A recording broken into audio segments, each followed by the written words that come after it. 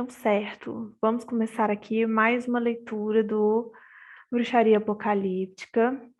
A gente está no capítulo 4. Dessa vez a gente leu só um pedaço do capítulo para a gente conseguir falar bastante, porque tem muita coisa. Fala o que vocês acharam, gente, desse capítulo aí, porque ele é muito. É tudo louco, esse louco bom. Tudo é louco bom. Melhor capítulo até agora que eu achei. Assim, fora o manifesto, né? Que o manifesto é de arrepiar o cu, né? Mas eu adorei, tava lendo, fazendo minhas pesquisas, deu muitas páginas. Foi o capítulo que eu desisti de não anotar no livro, inclusive, porque aí eu comecei a anotar tudo e grifar as coisas, muitas coisas impactantes. Adorei. Então, ainda tenho que pesquisar algumas coisas que anotei aqui, mas tá cheio de referência, muito legal. Eu aprendi a usar o negocinho de levantar a mão, agora eu só vou ficar nele, aqui, ó, levantando a mão. Cara, eu concordo com a Bibs, eu acho que foi o capítulo que eu mais anotei coisas, ele tá totalmente rabiscado, ao contrário da Bibs, eu tive que pegar um caderno para adicionar mais anotações, porque não coube na margem, algumas coisas. Eu fiz um Então, box. Ele tá então, com não umas dá. 7 páginas. Tipo, gente, sério, eu vou virar meu livro para vocês. Olha isso. Não sei, tá tudo bem? Ele está todo marcado. Aí eu uso cores diferentes para as propostas diferentes. Porque eu sou uma pessoa organizada na leitura, na vida não, minha casa está bagunçada. Mas enfim.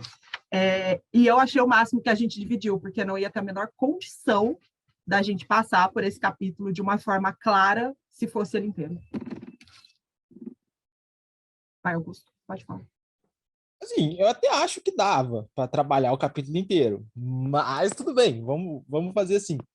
Esse capítulo foi um capítulo que, para mim, foi muito impactante quando eu li da primeira vez, e eu cheguei a usar alguns trechos dele num trabalho da faculdade que eu tava, que tinha relação ali, né, e tal. E eu acho um capítulo muito interessante, muito profundo, e assim, ele me afeta um pouco porque eu não sonho com muita frequência, e é uma parada que eu tenho um pouco de dificuldade. Então, ele atiça um pouco aquelas coisas que eu gostaria de conseguir acessar e tal. Mas a gente vai trocando ideia aí e vai discutindo, né? Eu acho que você fala que dava para fazer tudo de uma vez, porque você leu o capítulo 2 vezes, tá? Você já leu, deu tempo de interiorizar ele e leu de novo. A gente não. Então você, ó, tá? Por favor. Mas eu lembrei muito do Augusto no finalzinho dessa parte da leitura, porque ele começa a falar dos artistas e tal. Eu falei, nossa, o Augusto deve ter surtado horrores nessa parte. Eu acho que foi essa parte que você usou, né? Tá bom, é só esse comentário. Eu gostei muito também, porque trabalhar com sonhos é uma coisa que eu já estava até pensando em fazer. E é muito bacana a forma como ele fala, né, das coisas. Gente, vou fazer um disclaimer. Eu não acho que eu sou uma host tão boa quanto a Carol e quanto a Camis foi no capítulo 3. Eu sou uma pessoa que costura muito, a minha linha de raciocínio ela não é muito linear, ela é meio vai lá na frente, depois vai lá atrás. Se vocês acharem que eu estou muito perdida, falando as coisas muito perdidas, se vocês quiserem seguir folha a folha, vocês falam comigo que é isso, tá? Deixo em aberto para vocês falarem. A gente pode até seguir folha por folha, mas eu vou ir puxando coisas lá da frente e coisas mais do início. Porque o que eu ia falar é que em determinado momento do capítulo, eu li o capítulo todo, tá? Então eu não sei de onde que ele, que ele falou isso. É, que ele tem um momento que ele fala que nossos sonhos estão tão poluídos quanto a nossa vida acordada, né? E eu acho isso muito interessante, porque ele dá uma chamadona para a gente prestar atenção no que a gente está sonhando, para a gente prestar mais atenção também no que a gente está vivendo acordado. Eu acho isso muito, muito legal, muito interessante. E eu gosto também que bem no começo, bem no início do capítulo, ele já fala que sobre como que os sonhos que a gente tem, eles são importantes por mais bobinhos que eles parecem, mais estúpidos que eles pareçam. Tá nas primeiras páginas, eu não sei se está na 38 ou se na 39, que ele fala que a gente perdeu a forma de prestar atenção nos sonhos e de dar significado para as coisas que a gente sonha, né? E eu acho isso muito importante, principalmente porque acho que está na página 39, no primeiro parágrafo já, que eu cheguei até a grifar aqui. O primeiro processo, o primeiro passo neste processo de nossa recuperação é dar um grande valor ao sonho, que é como se a gente tivesse caído dentro de uma sopa de simbolismos que foi feito, que foi construído, né, durante todo esse tempo de sociedade. E aí as pessoas, elas simplesmente pararam de prestar atenção no que, quais são os significados dos seus próprios símbolos, né? Pode falar, amiga. Antes disso, Lari, na primeira página, tem na primeira página, não, né? Na primeira página do capítulo, a página 37, tem uma passagem que eu fiquei lendo ela umas 5 vezes, que é a segunda frase, praticamente, que ele fala sobre devemos perguntar o que ou quem criou visões tão encantadoras para nós. E aí ele começa a falar, né? Tipo, aí eu tive até que pesquisar quem era Próspero, porque eu não fazia a menor ideia de que Próspero era o cara de Shakespeare. Mas, enfim, falha na minha formação de o Augusto está falando e você está mutado, Augusto, eu não sei o que você está falando. Mas... enfim, eu gostei muito dessa passagem porque ele faz umas perguntas que me levou a pensar coisas do tipo, os sonhos são 100% a gente, 100% nosso subconsciente formulando as coisas do dia, nos dando mensagens, ou eles podem ser invadidos por outras entidades que vão te dar algum caminho por ali. E eu fiquei surtando muito nisso, e eu queria muito saber a opinião de vocês sobre isso, se os sonhos são 100% a gente ou se os sonhos podem ser invadidos por alguém, porque eu fiquei assim e eu não achei nenhuma resposta. Obrigada. É isso. A Bibis levantou a mãozinha e depois a Júlia. Eu ia até falar de outra coisinha, mas respondendo ao questionamento da Camis, mano, eu acho que pode ser as duas coisas em diferentes momentos. Às vezes pode ser uma coisa 100% nossa, às vezes a gente pode, tipo, receber uma interferência de alguma coisa, sabe? Mas eu queria falar sobre esse capítulo, eu percebi que ele vem construindo desde o começo,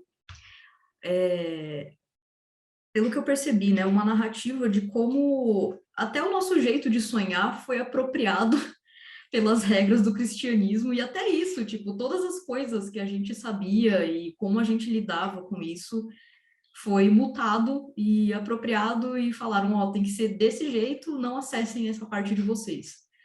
E eu acho que isso é uma das coisas que faz a gente ter essa dificuldade, né? Várias pessoas falam que tem de entender os sonhos como um meio de se trabalhar ou de um oráculo, alguma coisa. Eu, por exemplo, meus sonhos são uma bagunça. Sempre é tipo o que aconteceu nos últimos 3 dias, numa grande sopa de confusão e coisas que não fazem o menor sentido. Mas às vezes vem uma coisa que eu penso, não, isso aí foi quer dizer alguma coisa, foi uma mensagem, tenho que prestar atenção nisso. Então, foi uma coisa que me chamou a atenção, porque ele até volta na parte da caverna aqui. Tem uma parte que eu achei muito interessante, que ele fala: a genialidade de João foi combinar as imagens de ódio em uma neblina de escopolamina de membros e ações e relatos da igreja primitiva. E aí eu fui pesquisar o que era escopolamina, e é uma substância alucinógena que, inclusive, é encontrada naquele chá de trombeta. Então, ele basicamente estava falando, pô, o João estava tendo umas alucinações lá, misturou o cristianismo fervoroso dele com o ódio dele contra todas as coisas pagãs e virou esse rolê aí apocalíptico. E até uma coisa que me chama a atenção é que no final do mesmo parágrafo ele fala que a bruxa, ela é a forma final da deusa despojada, sua imortalidade e finalmente a forma na qual ela decretará sua vingança. E o que é esse livro, se não um grande manual de como se vingar da opressão que vivemos até hoje, né? Mas é isso. Pode falar, Júlia. Ah, obrigada.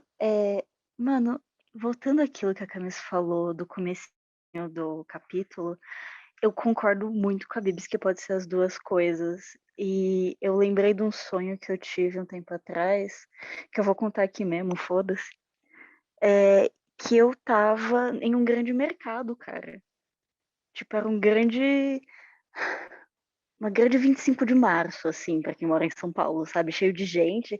E tinha uma galera que eu conhecia, tinha uma galera que tava meio zumbi, assim, sabe? Olhando as coisas, os produtos. E eu não sei explicar, mas eu acho que tem tudo a ver com essa coisa dos seus sonhos estarem sendo invadidos pelo nosso modo de vida, sabe? Indo nessa vibe de relatar sonhos, eu lembrei de uma coisa que, para mim, com certeza foi uma interferência externa no meu sonho. Teve uma época que eu tinha uma gatinha e ela sumiu, assim, de casa, desapareceu, saiu e nunca mais voltou. E aí, eu e minha família, a gente fez todos os feitiços lá para ela voltar, fez todas as macumbas para ela voltar, ela não voltou, no fim. Só que algumas semanas depois, eu acabei sonhando que, tipo, alguém me guiava para uma sala toda branca, e na sala tinha uma cadeira, e ela estava sentada em cima da cadeira. E aí eu me deslanchava em lágrimas, e pegava ela no colo, e fazia carinho, e eu sentia, tipo, o pelo dela, sentia o calorzinho dela lá, e eu ficava, nossa, que bom que eu encontrei e tal. E mais ou menos no mesmo período, minha mãe sonhou que, tipo, ela subia na cama, no quarto dela, se enrolava nela um pouquinho, depois subia na janela e sumia. Então eu interpretei muito como uma mensagem, tipo, a gente não conseguiu trazer ela de volta e a gente acha que ela acabou morrendo, né, quando saiu, mas a gente trouxe ela de volta do jeito que deu para vocês verem o que rolou. Então, para mim, isso é uma coisa muito clara de uma coisa que foi uma interferência externa, até porque eu não costumo lembrar muito dos meus sonhos e desse eu lembrei completamente. Me segurando para não chorar aqui, Bibs, obrigada, tá? Tudo bem? Mas eu também tenho muito esse problema de não lembrar muito de sonhos. Então, o que eu estou fazendo é anotar num grupo do Telegram, que só tem eu e o bot, que reviveu, o bot de transcrever as coisas, então eu gravo um áudio e ele transcreve.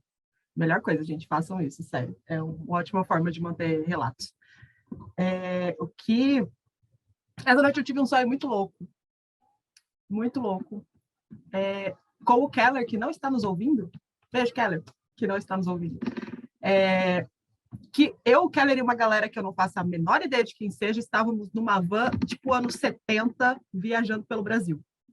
Foi, tipo, bem legal. Eu só lembro disso. Eu não lembro do resto do sonho. Eu anotei esse trecho e eu, tipo, o resto eu não faço a menor ideia do que rolou. Mas esse trecho era uma van toda bonitinha, pintada de arco-íris, drogas, sabe? Psicodelia e tal. Cara, eu sonho muito com o Keller, é bizarro. É bizarro. É bizarro. Tipo, enfim. Eu já devo ter sonhado umas 3, 4 vezes com o Keller em coisas completamente aleatórias. Exatamente, é ridículo. Sabe o que eu fiz uma vez? Beijo pro Keller, outro beijo pra ele. Uma vez eu testei de ficar chamando ele, assim, de dia, e de noite testar ver se ele vinha. E ele veio no meu sonho. Daí ele falou, o que você quer?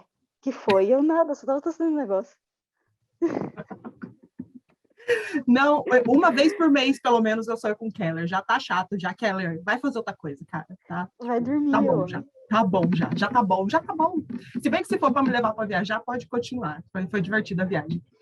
Mas eu tenho muito esse problema. Então eu sonho umas 3... Tipo, esse não foi meu único sonho da noite. Eu sonhei mais outras 2 coisas que eu não faço a menor ideia do que foi. Assim que eu acordei, daquela acordada de tipo, ver se tá sol lá fora e ainda tava escuro, eu lembrei de um dos sonhos, que não era esse da viagem, era um outro. E eu falei, nossa, eu vou anotar no diário. Aí eu peguei o celular na mão e, tipo, dormi de novo. Eu acordei e eu não faço a menor ideia do que era, mas era importante.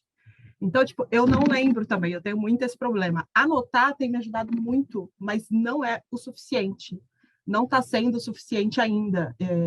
Mas melhorou muito, porque tinha uma época que eu não lembrava nada, e agora eu lembro pelo menos um pouco. Então, tá me ajudando. Então, para quem não lembra nada, começar a anotar desse jeito ajuda bastante a reter as memórias por mais tempo.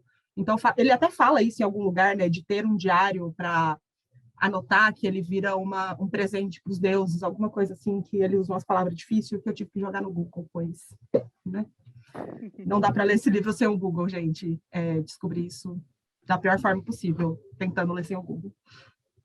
Mas, o pessoal que levantou a mão aí pode falar, depois eu puxo outra parte, senão eu vou ficar fazendo TED Talks. Eu ia ler o comentário da Alice aqui, que ela mandou no chat. Deixa eu baixar minha mãozinha primeiro. Ela mandou: eu vivo sonhando com entidades e divindades. Algumas vezes é só o inconsciente tentando me mostrar algum medo ou trauma. É bom sempre tentar interpretar as coisas que sonha ou usar de algum oráculo para entender o significado. Eu achei legal que isso, para mim, conectou justamente com a parte que ele fala do diário mágico. Tem uma parte que ele basicamente dá uma receitinha para você começar seu diário mágico. Ele fala, ó, faça desse jeito, faça tal coisa. Eu achei muito interessante, até porque eu estava querendo começar um diário mágico e preciso, diário de sonhos, né? Diário mágico também. Mas eu achei muito interessante porque ele fala várias coisas que eu achei muito importantes, né? Para quem está querendo começar, tipo, deixa eu achar aqui. O diário de sonhos é uma prática a se cultivar, ou nossos sonhos somem esquecidos. Ele nos conecta a um contínuo ritual, pois a única obrigação dos curados por meio da incubação era escrever o sonho e deixá-lo como oferenda. E aqui ele fala um pouquinho da prática de incubação, que talvez eu puxe a discussão sobre isso daqui a pouquinho, porque eu fui pesquisar e é uma coisa super interessante sobre como antigamente a galera usava os sonhos como um ato de cura junto aos deuses. Eu achei essa parte extremamente interessante, fui atrás de pesquisar, caí num artigo da UFRN, até com uns relatos muito legais que sobreviveram à época, mas se alguém tiver alguma coisa para falar sobre as páginas anteriores, vamos focar nisso antes, aí depois eu puxo essa parte. Eu queria comentar, responder a pergunta da Camis que ela fez sobre entidades em sonhos e se tem como coisas externas estarem presentes no nosso sonho ou se é só a gente. Eu concordo quando a Bibs fala que ela acha que é um pouco dos dois, porque acontece bastante eu, por exemplo, teve uma época que eu estava todo dia antes de dormir, eu assistia um X-Men, um filme do X-Men e ia dormir. E aí eu sonhava muito com a mesma narrativa, então é como aquilo de lixo mental, né? Mas acontece também muito como eu tenho contato com o terreiro e tudo mais, acontece muito de ter sonho com entidades mesmo, entidades da minha casa, entidades de, de vários lugares, assim, não só da minha casa, as minhas entidades, entidades com quem que eu já tive algum tipo de contato, e eu acho que a gente abre uma portinha, né? Quando a gente está sonhando, a gente fica suscetível a receber mensagens, né? E eu acho interessante porque é como se fosse um oráculo mesmo. O próprio autor, que eu esqueci o nome do homem, ele fala que o sonho também pode ser um oráculo e ele deve ser interpretado como um oráculo, e são símbolos que a gente dá uma olhada, que a gente tem na nossa vida e que a gente interpreta na vida acordada também. E igual a Ju falou aqui, a Júlia, a Ju falou que ela nota muito e que ela só repassa de vez em quando mentalmente quando ela acorda. Isso é legal, eu também faço isso. A Camis falou que faz, eu acho que me ajuda muito. Se eu passo 2 dias sem anotar nada, eu já passo a esquecer dos sonhos. E a Júlia disse que eu ia falar que desenhar as imagens soltas e cenas de sonho e meditação me ajudou muito a visualizar as coisas melhor e lembrar depois. E eu acho isso muito massa, porque né, a Julie desenha muito bem. Se eu soubesse desenhar, eu não sei desenhar, mas mesmo assim eu desenho. Eu acho que é legal porque a imagem ela é muito fixa, né? Quando a gente desenha, né? Eu acho isso legal também. É isso, gente. Amiga, se o Crowley falou que sabia desenhar, você também sabe, cara. Eu posso puxar uma outra sardinha sobre desenho? Pode. Que, tipo, a gente tem uma biblioteca de imagens na nossa cabeça. E eu acho que quando a gente sonha e registra o sonho, mesmo você não conseguindo desenhar tão bem quanto um ilustrador profissional, isso já te ajuda muito. E que, tipo... Ai, como é que eu posso dizer? E que eu percebi que, tipo, depois que eu comecei a fazer isso, eu comecei com meditação, porque eu não conseguia lembrar tão vividamente meus sonhos. Mas depois que eu comecei a fazer isso, meus sonhos ficaram muito mais vívidos, mais coloridos. Tipo, às vezes eu sonho com coisas super tecnológicas e eu lembro dos botõezinhos que tem nas coisas, sabe? Ajuda muito. Eu concordo. Eu acho que qualquer forma de registro é válida, desde que você não deixe só na sua cabeça, que é o que eu fazia antes, externe isso de alguma forma para te ajudar a lembrar. Então, seja desenho, escrito, áudio, qualquer coisa que te ajude depois a identificar os símbolos desse sonho. Aí, na página 39, tem uma parte logo no comecinho da página que eu gosto muito, que eu gostei muito, né? Como se eu tivesse lido esse livro há anos atrás. Estou falando como é especialista, eu gosto muito. Eu gostei muito da parte que ele fala: o sonho no mundo antigo era algo que de fato ocorria, não mera imaginação. E aí ele fala mais um negócio, assim, o sonho privado foi substituído por uma arena orínica pública de símbolos populares, uma arena em que o próprio sonho se ausentou. E aí essas duas frases, elas me deixaram muito feliz porque o sonho é algo que de fato ocorre, não é mera imaginação, assim como a meditação também é algo que realmente ocorre, não é mera imaginação. Se aquilo trouxe algum aprendizado para você, se aquilo mexeu com você sentimentalmente, fisicamente, emocionalmente, ele aconteceu, de fato. Então, se você sonhou com uma divindade, com uma entidade, com um guia, com alguma coisa, isso realmente aconteceu para você. Se você sonhou com você no passado, igual a meditação que a gente fez, se você foi para o futuro e encontrou você, se você foi no passado e encontrou você, isso realmente aconteceu. Isso é uma memória sua, então ela realmente existe. Eu acho que a gente precisa levar essa parte muito a sério, né? Porque a gente costuma a descartar as coisas muito rápido. Então, tipo, isso nunca aconteceu mesmo, foi só um sonho, deixa quieto. E não analisa exatamente aquilo que aconteceu com a gente. E essa parte do sonho privado foi substituído por uma arena orínica pública de símbolos populares. Isso me lembra muito Diário dos Sonhos, sabe? Tipo, sonhei com cobra. O que significa sonhar com cobra? Mano, sei lá, depende. Você tem medo de cobra, significa uma coisa. Se você gosta de cobra, vai significar outra. Não adianta você procurar em um grande dicionário que fizeram falando, tipo, sonhar com rato é isso, sonhar com cobra é aquilo, sonhar com dente caindo, sonhar com cabelo caindo. Tudo que você imaginar vai estar dentro desse dicionário. E não vai fazer sentido para você, porque não é aquilo que realmente representa para a gente. Eu queria saber o que vocês acham desses dicionários, se alguém usa, se alguém gosta, porque eu particularmente não gosto, porque eu acho muito vazio, muito vago, e tipo, não diz nada para ninguém, sabe? Mas sei lá, cara, vai que alguém gosta. Eu ia falar justamente sobre isso, porque essa parte, inclusive, ela até lembra da nossa última leitura que a gente fez do Mágica Visual, porque o Mágica Visual, ele está o tempo todo voltando para a gente, falando, presta atenção em você, presta atenção no seu corpo, presta atenção em como você enxerga as coisas, como você sente, como você enxerga, qual que é o seu sentido que é mais que você tem mais facilidade e tudo mais. E aí aqui ele fala mais ou menos a mesma coisa, de tudo bem, é importante também a simbologia das coisas que são que foram construídas socialmente, né, que a gente tem na nossa cultura, igual livro de sonhos, né, e tudo mais, que de vez em quando a gente dá uma olhada, às vezes eu sonho com as coisas e eu procuro na internet o que significa, sei lá, qualquer coisa, para ver se me dá uma luz. Mas é sempre, eu acho muito interessante isso que ele coloca, da gente voltar a ter até esses momentos de parar para prestar atenção e para entender o que significa individualmente cada símbolo, porque é a gente que está vivendo e são os nossos significados, né, que a gente tem. E eu acho isso muito massa. É isso. Pode falar, Elita. Essa parte de procurar significado do sonho online e tal, eu concordo bastante com isso. Já procurei também, mas eu sempre olhava, tipo, isso é tão genérico, isso é tão nada a ver com o rolê. Eu gosto mais de tentar interpretar, tipo, com o que aquilo significa para mim e contexto. Eu acho que o contexto em que você está no momento influencia bastante, porque meio que puxa para o oracular também.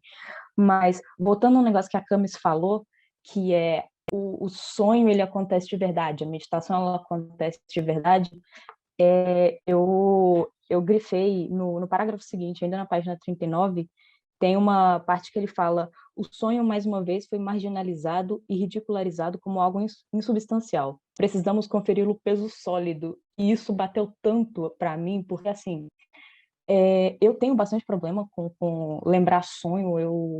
Eu, às vezes, lembro que eu sonhei e não lembro o sonho, e às vezes parece que eu não sonhei nada. E, para mim, sempre foi uma parada tão real, o sonho, que é como se fosse outra realidade mesmo. Tem a realidade física e tem a realidade do sonho. E eu acho que eu travei. Eu acho. Travou, não. Travou, Pode não. continuar. Gente, tá te ouvindo. Ok, é porque travou todas as câmeras aqui para mim e eu tô assim, meu Deus, a minha internet tá caindo de novo. Não, a gente tá te vendo e a gente tá te ouvindo, tá tranquilo. Não, tá beleza. Mas era só isso. Essa parte da Camis ter falado que não é porque aconteceu só na sua cabeça que não aconteceu de verdade. Se você tem uma memória, aquilo é real. E eu acho que a gente precisa começar a realmente dar esse peso para sonho e para coisa que acontece em meditação. Pode ser só na cabeça, mas isso não significa que não é de verdade. Então, vamos lá. Respondendo ao que a Camis perguntou sobre dicionário de sonhos, essas coisas, e eu nunca usei. Sempre que eu tive alguma coisa que eu precisava entender, antes de eu entrar pro rolê, eu cagava e andava. Sonho era, né, foda-se. Eu contava assim como curiosidade. Aí depois, quando eu comecei e tal, eu comecei a...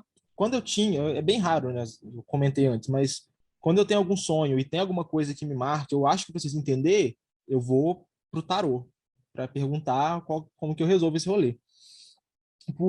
Mas dentro dessa resposta, tem esse trecho que você tinha separado e que está falando dessa arena onírica pública de símbolos populares.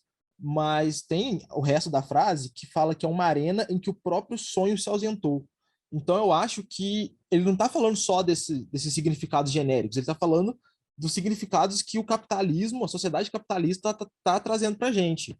Eu vou fazer um momento de Moreira, mas eu prometo que não vai se repetir tanto, não é muito longo. Mas eu vou voltar lá na página 37, em que o Peter Gray fala que o trabalho da bruxaria está intimamente ligado ao sonho.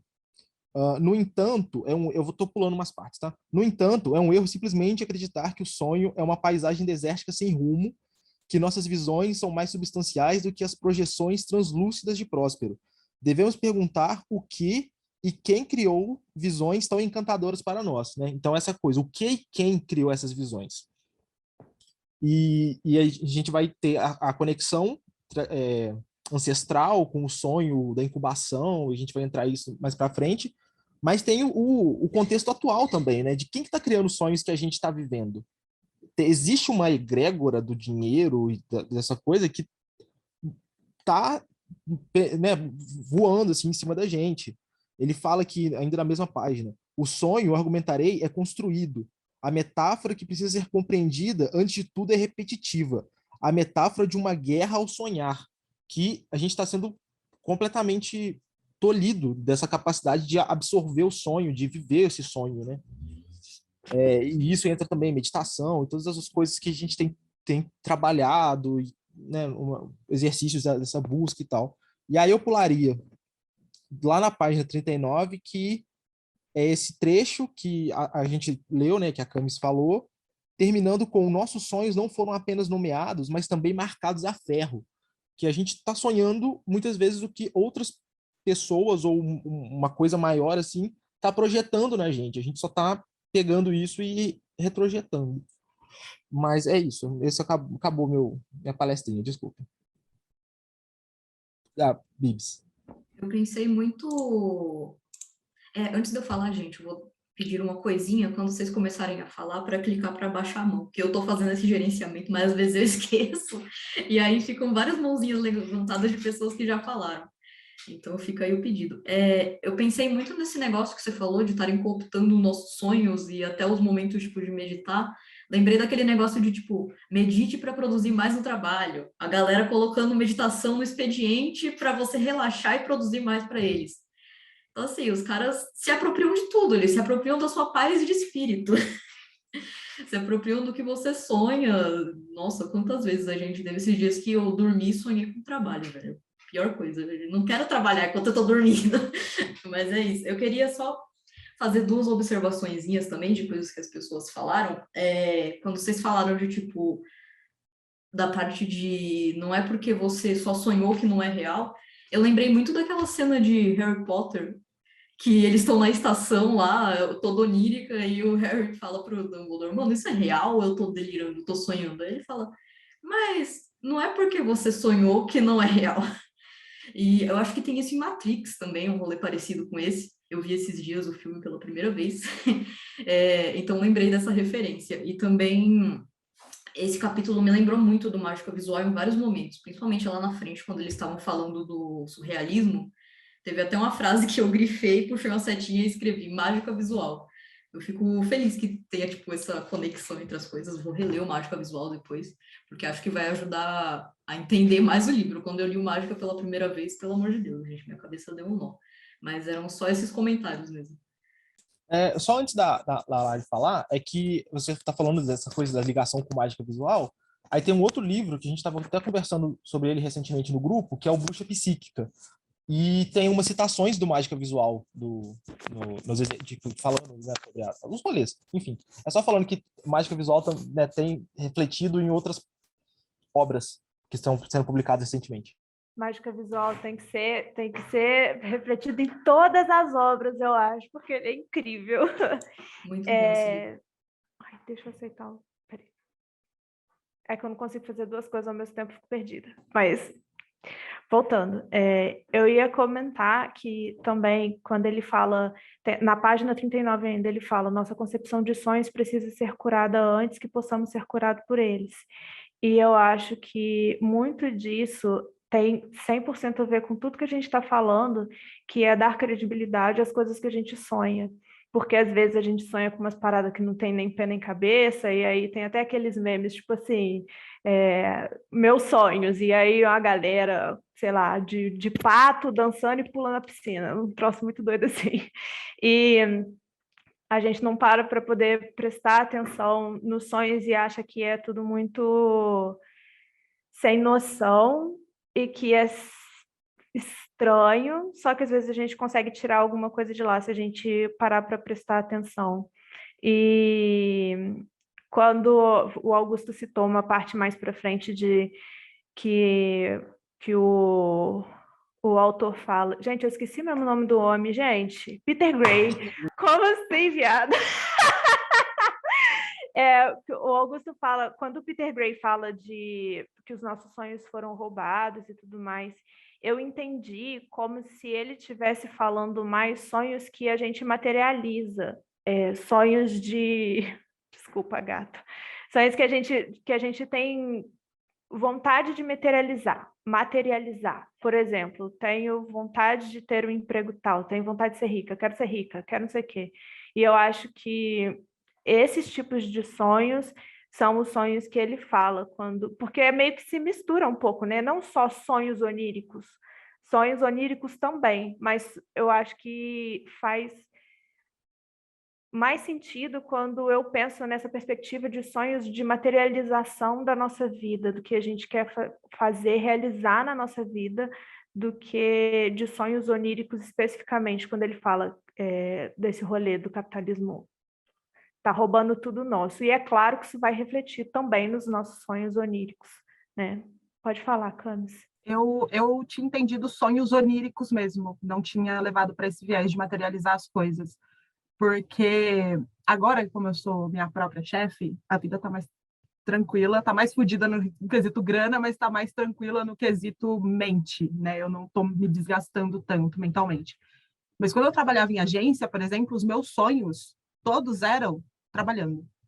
Então, eu estava trabalhando acordada, eu estava seguindo trabalhando dormindo. Minha mente não desconectava mais. Então, tipo, meu sono, meu momento de descanso, ele foi raptado pela grande corporação para a qual eu trabalhava. Eu não conseguia ter uma vida além daquilo. Então, eu levei muito para esse viés do sono onírico, você aprendeu a falar. Que eu esqueci de baixar a mão, Bibs, eu já ia fazer isso. Foi mal. eu levei muito para esse viés de ter os nossos sonhos catalogados nesses nesses grandes dicionários de sonhos, né? Que a gente vira mais um que sonhou, eu sonhei com lobo branco. Lobo branco que significa paz. E, tipo, porra nenhuma, o lobo queria me matar, como que ele significa paz? E também para esse lado de que você não consegue mais se desligar e entrar em você mesmo. Você está sempre... continua ligada a essa grande egrégora capitalista que te move e você está sempre ou trabalhando, ou fazendo alguma coisa, ou comprando, ou trabalhando, ou gastando dinheiro de alguma forma. O seu sonho não é mais puro de tipo, sei lá, vou correr pela floresta e surfar num crocodilo, alguma coisa aleatória desse sentido. É sempre, tipo, tô comprando, tô gastando, tô fazendo alguma coisa que envolva dinheiro e não envolve muito a gente entrar em nós mesmos, que é uma parada que ele leva mais para frente quando ele começa a falar de surrealismo, né? De entrar em você e de, tipo, de se autodescobrir dentro desse rolê. Então, acho que cabe muito isso que o Augusto falou antes de o sonho ter sido capturado também por essa egrégora, mas eu acho que também pode ser interpretado nesse sentido qual é o seu sonho? Meu sonho é ir para Disney. É mesmo, eu queria muito para Disney. Mas, enfim, era isso. Obrigada. Júlia. Por falar em Disney, tem um Magicando, eu acho que de Elementais, em que a grande Jun Ponzi está falando de fadas. E ela fala como a Disney molda a nossa imaginação. E, tipo, eu super concordo com a Larissa e com você, Cami, sobre a coisa material do sonho, mas também tem isso de essa egrégora capitalista, ela também molda a nossa imaginação, sabe? Então, tipo, quando você está iniciando na bruxaria, você tem que começar, eu acho, a também se perguntar o que é uma fada para você em outros sentidos também, tipo, que não seja a porra da Tinkerbell, sabe? Porque ela é moldada para fazer brinquedos, sabe? Ela não é uma fada de verdade. Pode ser que tenha uma fada igual ela, mas é achar isso também dentro de você, sabe? Essa coisa bem introspectiva. O Rafael mandou aqui no chat um comentário. Para mim, o sonho tinha uma determinada importância, mas nós, como sociedade, desaprendemos a sonhar. Desaprendemos as propriedades mágicas dos sonhos. E mais na frente ele fala que o autor coloca muito isso na culpa do catolicismo, né? Eu senti que durante o capítulo teve muito essa construção, e é uma coisa que eu concordo, não só do catolicismo, né, gente? O capitalismo tá aí também para foder com a gente. De que a gente não só desaprendeu a sonhar, a gente foi forçado a esquecer isso em alguns aspectos. Assim, seguindo o que ele fala, né? Eu sinto que teve muito uma apropriação das coisas que a gente sabia e colocarem na nossa cabeça que, tipo, não, isso é errado e você é doido por ficar pensando e devaneando.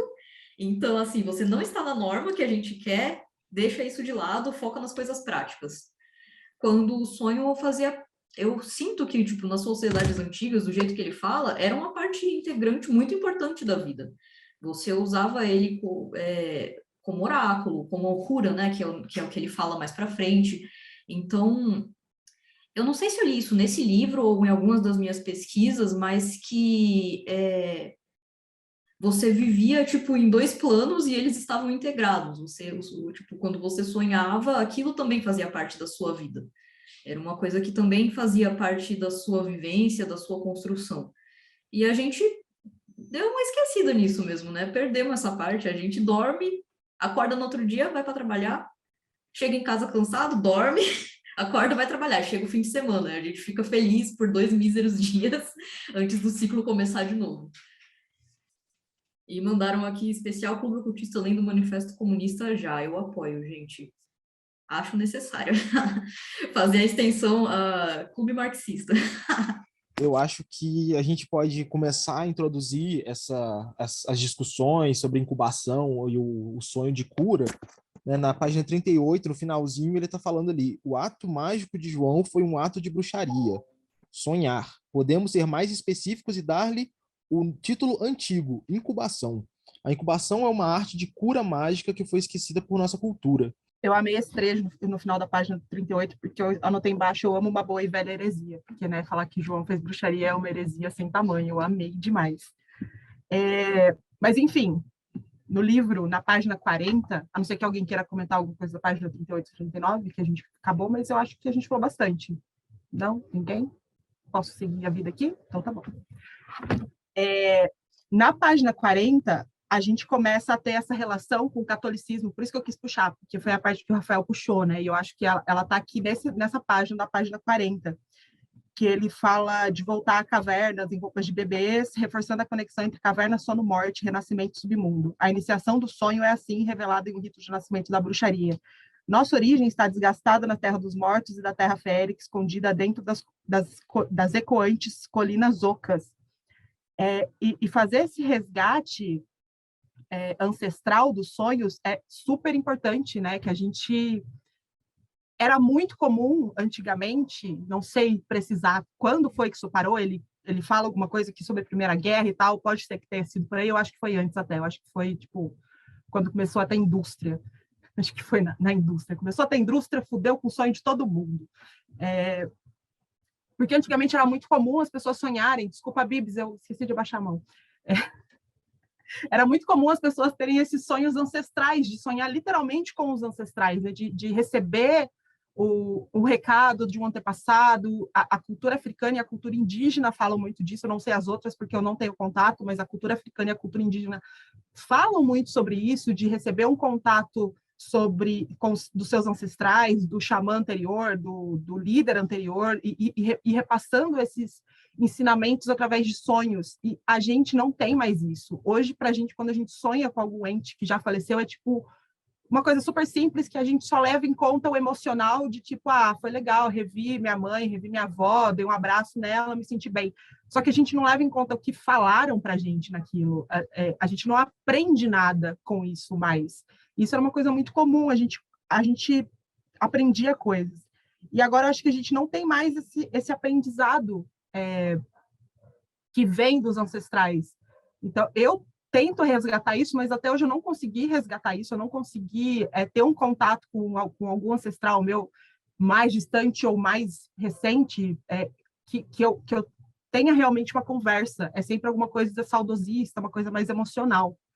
Eu não sei se vocês já tiveram alguma experiência assim. Eu ia comentar que essa parte me lembrou muito das iniciações no candomblé. Meu pai e minha mãe, eles são iniciados, né? Até quem estava no comecinho do clube, lembra que a gente reagendou a primeira reunião umas 3 vezes, porque sempre coincidia com a saída da minha mãe na iniciação dela, e aí eles mudavam e a gente mudava de novo, mas no fim deu certo.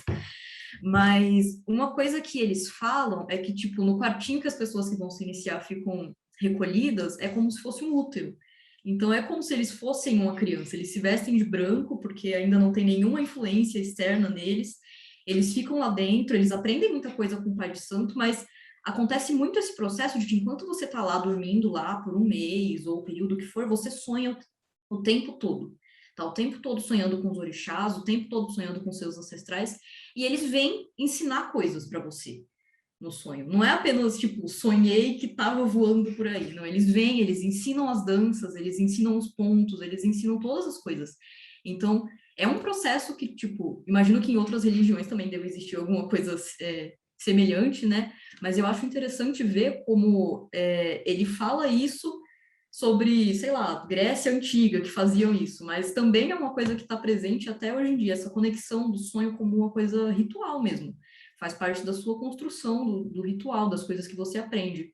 Tanto que, quando meu pai foi se iniciar, eles instruíram ele levar um caderninho para ele ir anotando tudo que ele sonhava. Olha aí, gente, diário de sonho no candomblé. Porque vinha muito ensinamento em sonho, então ele anotava tudo que ele aprendia para depois ele conversar com o pai de santo que estava iniciando ele, para eles verem o que ele tinha sonhado, o que ele tinha aprendido, como ele poderia usar aquilo. Então, eu achei muito interessante essa parte.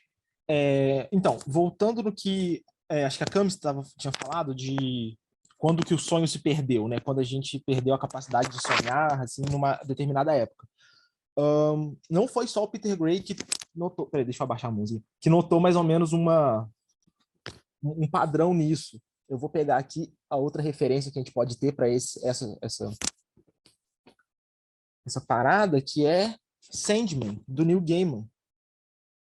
porque no primeiro capítulo é quando o sonho, né, o perpétuo sonho, ele é aprisionado por um grupo de bruxos que queria aprisionar a morte. Então ele fica mais de 70 anos preso. E durante esses 70 anos, e acontece tipo, ali mais ou menos durante a Primeira Guerra, esses 70 anos seguintes é que a capacidade da humanidade de sonhar vai toda pro caralho, né? Vai dar várias merdas e é o desenrolar do resto da história. Mas eu estava lendo recentemente, né, e estava ouvindo o audiodrama também, e assim, eu achei legal esse link, né, que tem New Game, enfim, essas coisas. Mas, tem um rolê aqui que eu acho muito importante na página 40, no segundo parágrafo da página 40, em que ele fala, no mínimo, nossos quartos devem ser considerados nossos santuários, nossos templos, nossos corações secretos. Este é o lugar onde a prática começa a sério. Que isso aqui vai um pouco contra o que muitas pessoas vão falar, que você precisa estar num lugar mágico, num lugar santo, você precisa ter todos os apetrechos e aparatos. Não, cara, no seu quarto, se você tem ali o espaço do seu quarto e você consegue sonhar, mesmo que seja sonhar ali, você já pode ali, você estuda ali e tal, é um lugar sagrado, é um lugar de poder na sua casa. E eu tenho lido sobre bruxaria natural e lá fala, tipo, para você não ter só um ponto de poder na sua casa. Tenha vários, coloque objetos sagrados em lugares que não estariam objetos sagrados normalmente, para você colocar um pouco né, colocar poder em todos os seus cantinhos, e sua casa é o seu templo, sabe? Você faz o seu rolê na sua casa. E, enfim, essas ideias gente, dá para fazer, não precisa, né, de novo aquilo da mágica visual. Você não precisa do cinto de couro de leão. Você pode fazer com uma cordinha amarrada na cintura, não sei, pelado no seu quarto, sei lá. Com a vela, você consegue fazer muita magia, sabe? Muita magia. É uma coisa que o Keller sempre fala, né? Beijo, Keller! Que é a nossa cama é um lugar sagrado. Ele já falou isso antes, né? É o lugar que a gente dorme, fode, e tinha uma outra coisa lá que eu não lembro. Não é fuder que ele fala, não, é fazer amor. Mas aí, né? Faz o que você quiser fazer. A gente pode, a gente dorme, a gente chora. É isso, de chorar eu achei um pouco mórbido, fiquei até triste.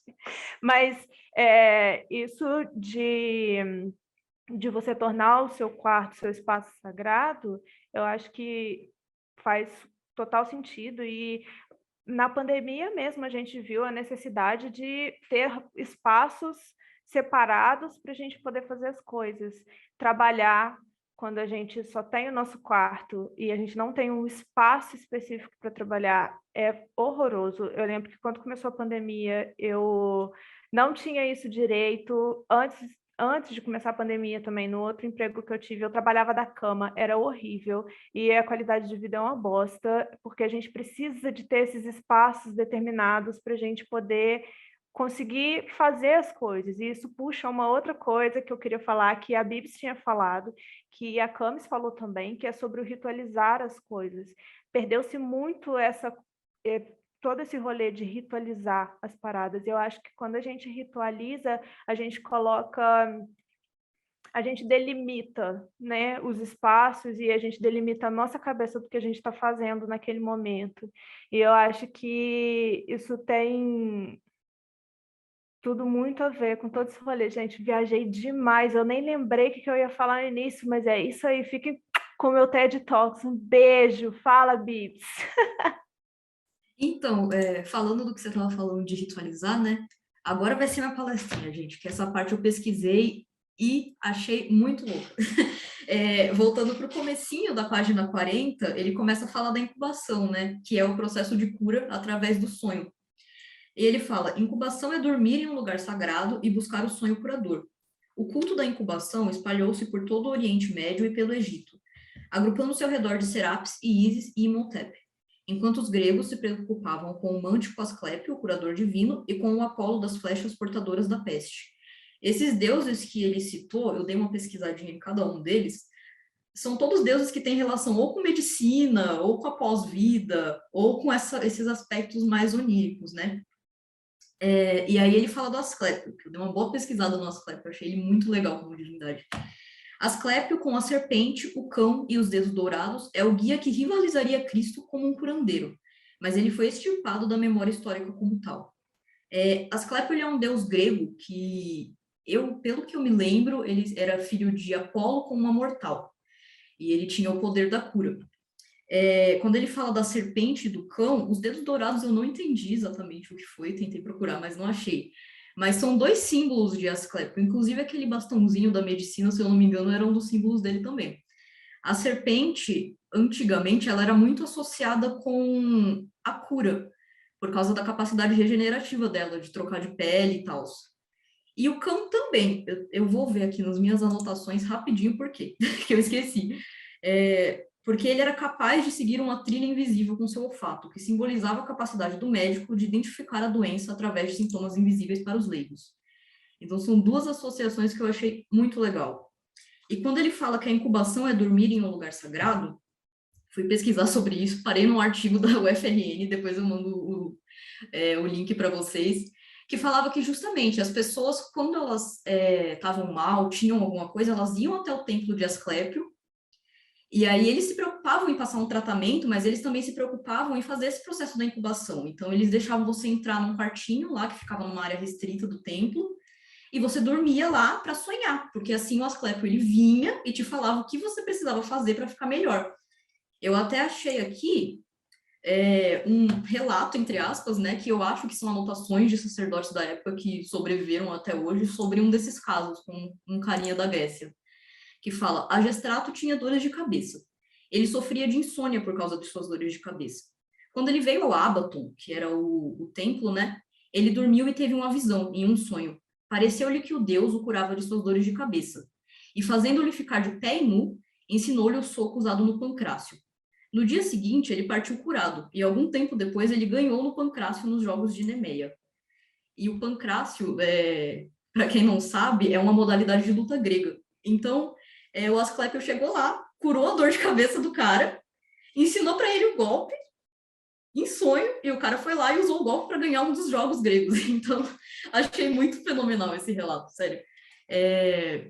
E eu achei, tipo, muito legal esse processo, porque, como eu falei, me lembrou muito das iniciações do candomblé, né, que você aprende enquanto dorme, mas também me mostrou muito coisas que a gente não faz hoje em dia. A gente, quando tá doente hoje em dia, vai no hospital, toma um remédio, tipo, óbvio, isso é ótimo que a gente tem essa facilidade, mas, sei lá, quantas vezes a gente não tá doente da cabeça e vem umas metáforas muito loucas nos nossos sonhos e aí a gente leva pra terapia e a gente entende, caralho, por isso que eu sonhei isso.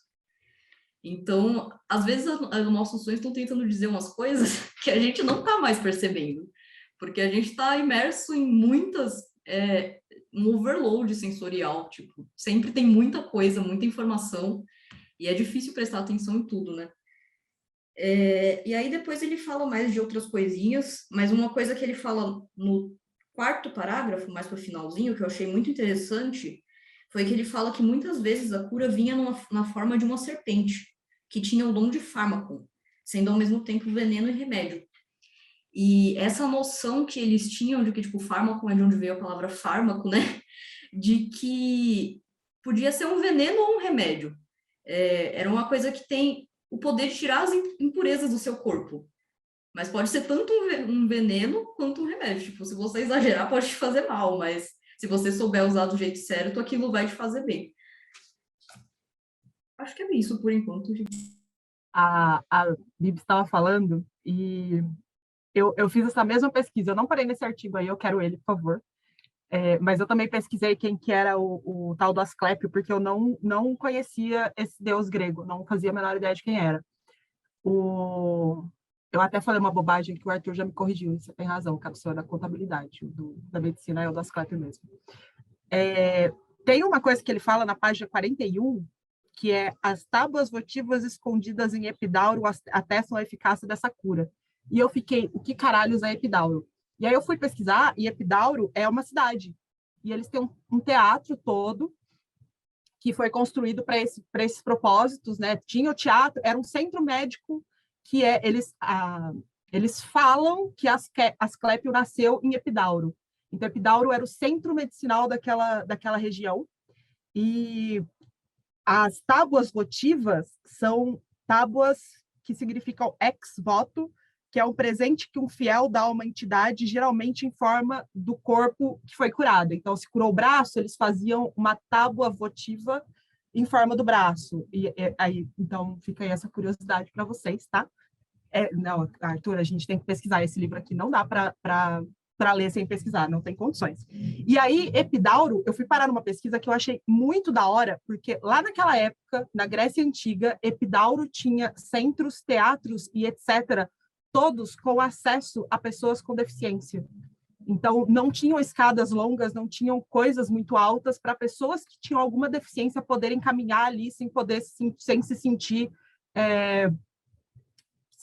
podendo andar para qualquer lugar, né? Tipo, subir uma rampa, subir até um teatro, ir até um templo, era um lugar todo preparado para pessoas PCD. E, tipo, hoje a gente não tem essa merda, sabe? Hoje o meu prédio não é PCD. Se algum PCD for morar aqui, ele tá fudido, porque é escada atrás de escada. Não tem como a pessoa entrar aqui. E esse lugar, Epidauro, essa cidade, ela foi, como ela era considerada o centro médico do mundo, porque ele fala que pessoas do mundo inteiro iam para Epidauro atrás de uma cura, e aí era ministrado esses super rituais em que a pessoa entrava num transe e recebia uma mensagem. Esse centro, eles tinham que ser amigáveis para as pessoas, então eles construíram toda a cidade baseada nos PCDs, levando em conta que as pessoas precisariam se movimentar por aí. Eu achei isso do caralho, tá? Então, tipo, gente, sério, eu fiquei embasbacada, eu perdi horas da minha vida lendo sobre isso. Perdi não, né? Vocês entenderam. E aí eu atrasei minha leitura, eu acabei de ler agora há pouco. Mas, enfim, eu achei muito legal. Eles falam que é o nascimento de Asclepius e trazia gente do mundo inteiro. Mas, voltando ao rolê da cobra, que a Bia trouxe ali agora há pouco, né, que o Peter fala no livro, que a serpente, no finalzinho da página 40, comecinho da 41, ele fala: a serpente era uma imagem do antepassado e da sabedoria. Antes de ser vilipendiada no cristianismo, principalmente devido ao seu papel em Gênesis. Essa demonização nos separou drasticamente do culto ao herói e de nossos deificados mortos pessoais. Isso fez, tipo, da minha cabeça. Por quê? Antigamente, as pessoas tinham a cobra, o símbolo da medicina é uma cobra, né? A gente tinha essa questão de o veneno e a cura é a mesma coisa, depende da dose. E até hoje a gente tem esse ditado, né? Veneno e a cura é a mesma coisa, depende da dose que você toma. Só que o cristianismo foi lá e colocou a porra da cobra para atentar Eva. E aí a cobra perdeu o significado de ser algo que traz a cura, ela virou uma coisa que é, tipo, te enganar, que é para, tipo, te tentar, te enganar, te levar para o mau caminho. A cobra é uma fodida, que quer que você se foda. Enfim, lembrei de abaixar a mão, Bix. Estou muito orgulhosa de mim agora. Então, a gente tem essa mais uma coisa que o cristianismo pegou, que era uma coisa de culto, que era uma coisa boa, que era uma coisa foda, e virou o símbolo do capeta, que foi usado para tentar Eva no paraíso, e a partir daí a cobra virou uma questão de traição. Tanto que, em Diários de Sonhos, se você pesquisar sonhar com cobra, é um rolê de tipo, alguém está te traindo.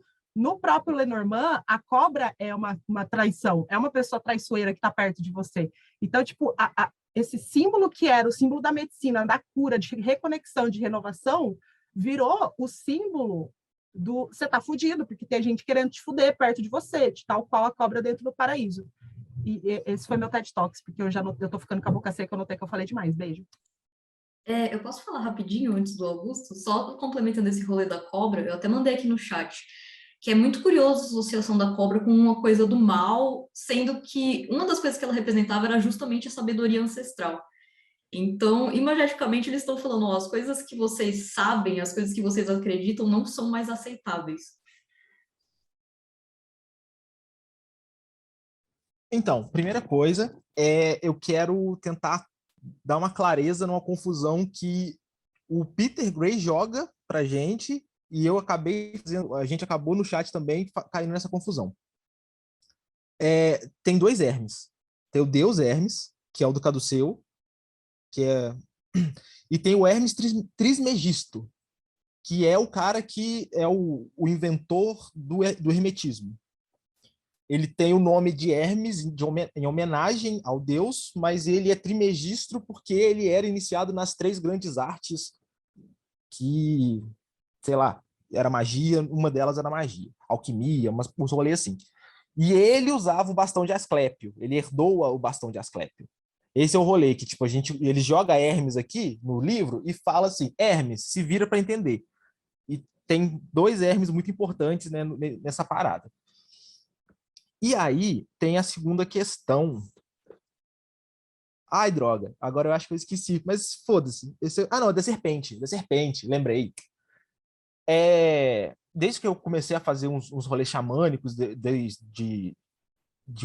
rolê que a gente estava estudando mágica visual, eu tive vários rolês em meditações com cobras, com uns rolês assim que eu estava tendo até um pouco de resistência. Mas relendo esse livro e trabalhando esses últimos meses, eu consegui ter uma conexão melhor com esse simbolismo e entendendo qual é a origem, né, desse significado mais pré-cristianismo, né, mais ancestral do que o que a gente tem hoje em dia nessa visão que foi moldada por essa religião aí. E tem feito muito sentido com os trabalhos que eu tenho realizado nesses últimos tempos. E é muito legal ver, tipo, de falando, olha, gente, um exemplo do que a gente estava falando nas páginas anteriores. A sociedade tem todo um dicionário de símbolos que não necessariamente correspondem a todo o significado daquilo. Mas é uma coisa muito pasteurizada e saturada que foi passada para a gente e a gente só vai aceitando. E aqui ele está trazendo, olha, antes do cristianismo tinha um significado assim, assim, assado, tem relação com a deusa Ísis, em relação com...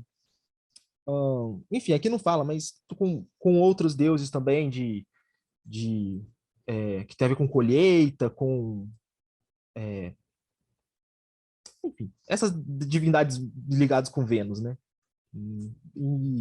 Enfim, é só isso. É isso, então. Essa parte que eu não anotei mais nada da página 41, a gente já está na página 41, né? Mas na página 42, eu cheguei a fazer minha cabeça explodiu um pouco, cheguei a fazer uma anotação aqui, porque ele faz uma associação do sonho com morte, e aí eu acho que eu nunca tinha parado para pensar em como as duas coisas são muito semelhantes, e existe um paralelo mesmo entre os 2 rolês, que é quando ele fala da caverna, né? Ele fala nesse parágrafo aqui. Tal visão, está falando de uma citação que ele fez aqui agora há pouco, tal visão não foi concedida apenas por um Deus, mas originalmente concedida pela Grande Mãe. Sua forma mais antiga certamente deve ter sido o urso das cavernas, cujos crânios de culto eram venerados nas cavernas de nossos ancestrais. Precisamos ir tão fundo assim para buscar nossa visão da deusa ou do diabo, mas aí ele faz uma outra citação, né? E eu achei muito interessante essa parte da caverna e do urso com os crânios das pessoas e que eram os mesmos lugares onde se faziam rituais para os antepassados. E me fez também lembrar um pouco da meditação que a gente fez com o Keller, da última leitura que a gente fez. Pode falar, Bips. Eu fiquei me perguntando será que o Keller se inspirou nesse livro para fazer o roteirinho daquela meditação? Não, eu só queria falar, nada a ver, um bagulho que eu lembrei, que você falou do negócio de sonho e morte ter uma semelhança e tal. Quando eu era criança, eu acreditava piamente que quando a gente dormia, a gente morria e depois a gente vivia de novo.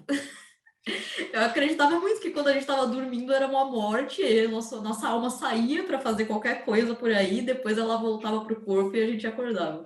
Eu lembrei disso. Muito bom, eu amo a cabeça das crianças e a imaginação muito maravilhosa. Eu não duvido que a gente morra um pouquinho e depois ressuscite. Eu gostei, vou usar para minha vida agora de filosofia. E aí, a próxima parte que ele fala aqui, ele puxa uma visão que esse moço, Apuleio, ele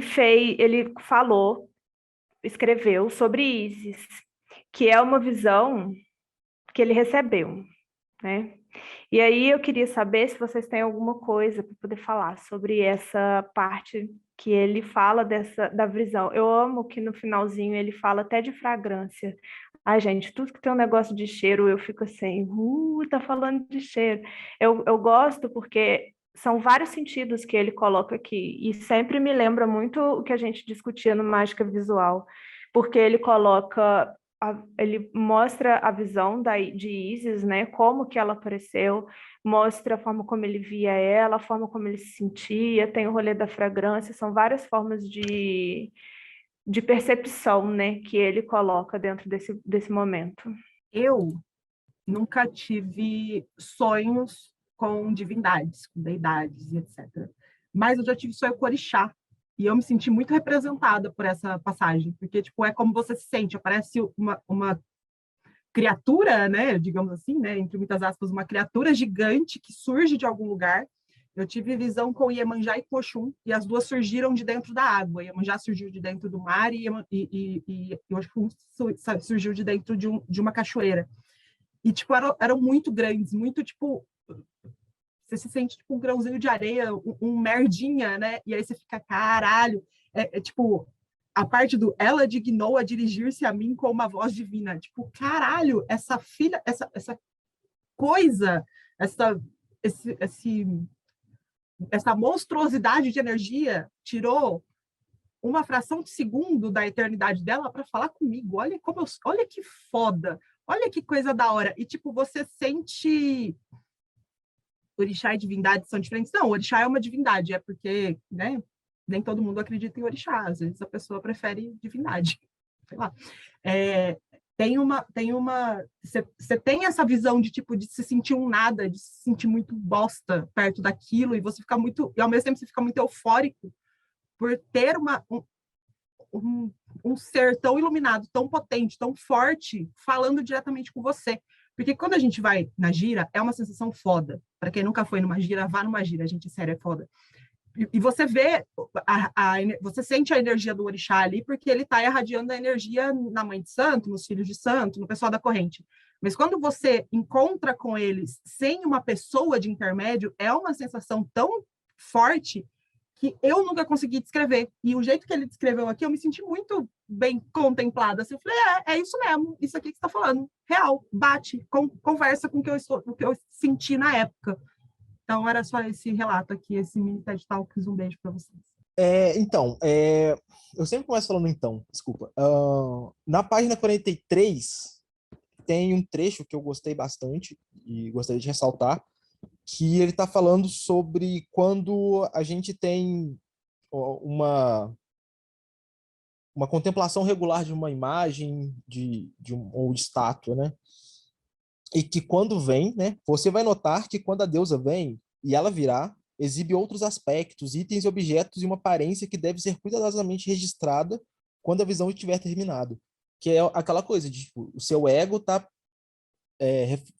esperando aquela imagem que você estudou, que você mentalizou várias e várias vezes. Mas quando a parada acontece, muitas vezes não acontece do jeito que você está esperando, né? E é muito importante ser registrado nos diários o que causou esse estranhamento, porque isso vai ser muito importante para entender depois que tipo de contato foi esse, como que isso vai repercutir em você, nos seus trabalhos. E, bom, esse destaque que eu queria dar para esse trecho. Eu ia comentar justamente sobre esse trecho que você leu, porque quando eu estava lendo, quando tinha gira no meu terreiro, muitas vezes eu voltava para casa, e aí eu sonhava muito com o terreiro. E acontece com a minha namorada também. Ela vai no terreiro, participa da gira, volta para casa, sonha muito com o terreiro. E aí eu fiquei assim, caralho, tudo a ver, porque é uma prática constante, é um contato constante que a gente está tendo com aquele espaço, com aquele ritual, com aquelas divindades, com os guias, com a mãe de santo, com aquela corrente que é muito avassaladora. E eu fiquei muito explodiu minha cabeça nesse momento, e também me fez pensar muito como que é importante a gente manter as práticas frequentes, porque é a partir da prática frequente que a gente vai ter esse contato maior nos nossos sonhos. Tudo bem, Pode ser que sonho seja só um tanto de sopa de letrinha, de lixo mental que a gente vive na nossa vida, mas se a gente está vivendo isso com frequência, se a gente está tendo essa prática frequente no nosso dia a dia, então a gente vai receber essa resposta por sonho também. E eu achei muito legal essa parte que fala sobre isso. E tem um pedacinho no final que eu vou continuar lendo, inclusive, o parágrafo que Augusto começou a ler, que ele fala... a deusa vem, ela virá, e aí... Cadê? Me perdi. Você vai notar que quando a deusa vem e ela virá, exibe outros aspectos, itens, objetos, e uma aparência que deve ser cuidadosamente registrada quando a visão tiver terminado. Estes detalhes podem, então, ser adicionados ao seu altar e às adorações. Outros trabalharão com uma sacerdotisa viva ou um espelho. E aí eu fiquei pensando nessa parte do espelho, se ele estava falando literalmente de um espelho como objeto ou se ele estava falando da nossa própria imagem, trabalhando com a nossa própria imagem, tipo, com nós mesmos. Ó, atropelando a Bibs, e o Augusto que levantou a mão ali. A vida é assim, gente. Dormiu no ponto, eu comecei a falar. Eu acho que ele está falando literalmente de um espelho, porque tem muitas práticas de meditação que levam um espelho, né? Que você, o espelho negro também é uma delas. Que você coloca o espelho na sua frente e você entra num estado de gnose ali, olhando para aquele espelho. E querendo ou não, todos nós somos representações de deuses, de divindades, né? Todos eles têm um aspecto humano. Você não tem nenhum deus popular, né? Que seja, sei lá, um molusco de 8 braços. Os deuses, geralmente, eles levam aparências humanas. Então, quando você coloca um espelho na sua frente, eu já fiz uma meditação uma vez com espelho, eu não fiz de novo porque eu fiquei com cagaço. Mas você meio que perde o contexto de quem é você e para que você está olhando. E aquela imagem, ela literalmente se torna uma outra coisa. E você não está mais olhando para você está olhando para essa outra coisa. E as coisas começam a acontecer. Gente, sim, é sério. Façam meditação com espelho, com meia luz, só com luz de uma vela, tudo apagado, a luz de uma vela. Ou quem tiver lâmpada inteligente, coloca um azul escuro, assim, para ficar o mais próximo de um espelho negro possível, porque a gente não... Eu sou pobre, eu não tenho espelho negro, pois custa caro. E eu não consegui fazer nenhum. Mas essas coisinhas, assim, que dá para fazer, ou fazer só com uma vela, meia luz, penumbra, já ajuda bastante. Sério mesmo. Faz sim. Deixa eu atropelar, só pegar o atropelo, é que essa prática, eu não sei como que é o nome em português, mas em inglês, quem quiser procurar depois, é scrying. E, preferencialmente, é feito com uma superfície reflexiva que seja meio difusa, né? Um espelho negro, ou um espelho de alumínio, alguma coisa assim, que você não se veja perfeitamente, né? E ter meia luz, isso tudo ajuda, mas é scrying em inglês. Em português eu não sei como que se traduz. Só uma coisa aqui, rapidinho, desculpa, Bibs, de novo, eu te atropelando, que o espelho negro, eu lembrei agora, Black Mirror, né, gente? Dá para fazer com o celular, que é um espelho negro, dá para fazer com a televisão, dá para fazer com o computador, se não quiser olhar para o espelho faz com essas objetos reflexivos que não refletem tão bem assim, mas que dá para ver alguma coisa. Acho que esse foi um trecho que eu ia falar exatamente sobre esse mesmo trecho que a Lari estava falando, que o Augusto estava falando. Acho que foi um trecho que todo mundo gostou, assim, todo mundo achou coisas que seriam legais de trazer para a discussão. Eu coloquei aqui um post-it e escrevi nele: aqui Peter Gray praticamente nos instrui sobre como construir um contato onírico com a divindade. Porque ele praticamente dá um manualzinho de instrução ali. Você quer ter um contato constante? Faça isso e faça isso. E tem outra coisa muito interessante que ele fala, que a idolatria foi proibida exatamente por esse motivo. A adoração regular, realizada todas as noites antes do sono, é uma forma simples e poderosa de conseguir isso. Isso seria, tipo, o contato com a divindade mesmo. E uma coisa que eu achei muito interessante que ele fala lá no final, ele diz que é do contato onírico que vem o culto. Que é tudo que a gente tá falando até agora, né? Sonhe, vai dormir, faça suas coisinhas e veja o que dá. Faz que nem fizeram com o Keller, chamar ele durante o dia, chama a divindade durante o dia, vê se depois quando você vai dormir ela não te aparece perguntando o que você quer ou te dando uma dica sobre o que você tá fazendo, sabe? E ele também fala aqui que este é o caminho ao longo do qual surge a visão oracular. Eu vejo que aqui ele falou, o sonho você pode usar para isso, isso, isso e isso. Quer fazer? Esse é um jeito que você pode tentar. Então, eu vi muito como um manualzinho de instruções, achei muito interessante, principalmente para pessoas como eu que estão começando a tentar desvendar práticas com sonhos. Queria muito tentar as coisas que ele falou aqui. Tipo, eu tava vendo aqui que ele volta a falar de João, né? E aí eu anotei, ele faz uma conexão com o capítulo 3 e explica a escrita do Apocalipse através do processo de incubação. Ele basicamente fala que o João fez uma incubação fodida lá para escrever o Apocalipse, né?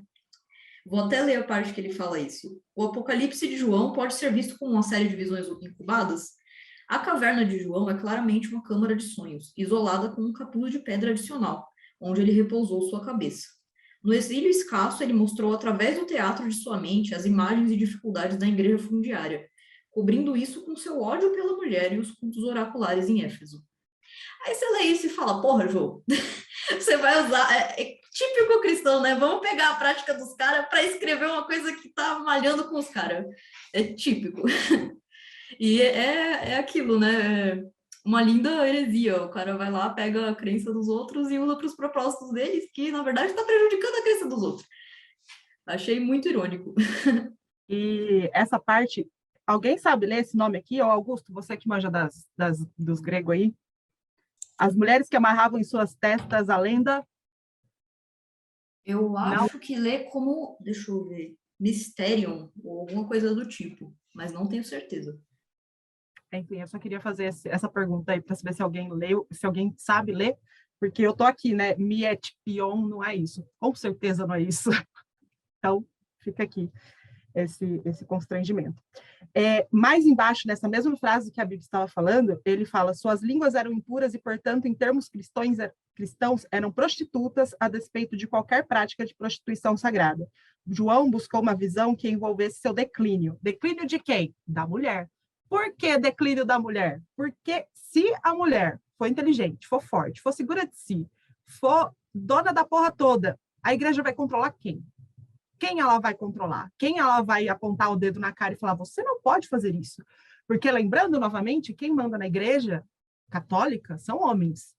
Sempre são homens. Você não tem nenhuma figura feminina forte dentro da igreja católica. Sei lá, a mais forte é Maria, mãe de Jesus, que é o quê? Passando a mão na cabeça de Jesus, falando, tá bom, filho, vai lá, seu lindo, maravilhoso, você pode tudo. E até hoje, quando a gente tem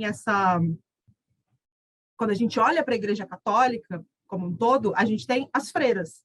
E as freiras são o quê? Mulheres que abandonam a vida e fazem votos de pobreza e vivem de doações. Enquanto os padres têm salário, têm dinheiro, têm uma casa própria, tudo bancado pela igreja, as freiras são obrigadas a viver em comunidades. Então, assim, quando a gente olha para o contexto e a gente vê que João traz a mulher em cima da besta, porque eu li o capítulo 17 de novo, porque ela fala, né? Vide Apocalipse, a Gil traz uma nota de rodapé ali, vide Apocalipse 17. Eu falei, vou ler Apocalipse 17. E Apocalipse 17 é a descrição da besta, né? Que vem a mulher em cima da besta, dananana, que João fica olhando embasbacado e fala, nossa, que da hora essa vida. E o anjo olha para ele e fala, da hora porra nenhuma, seu louco, você tá louco?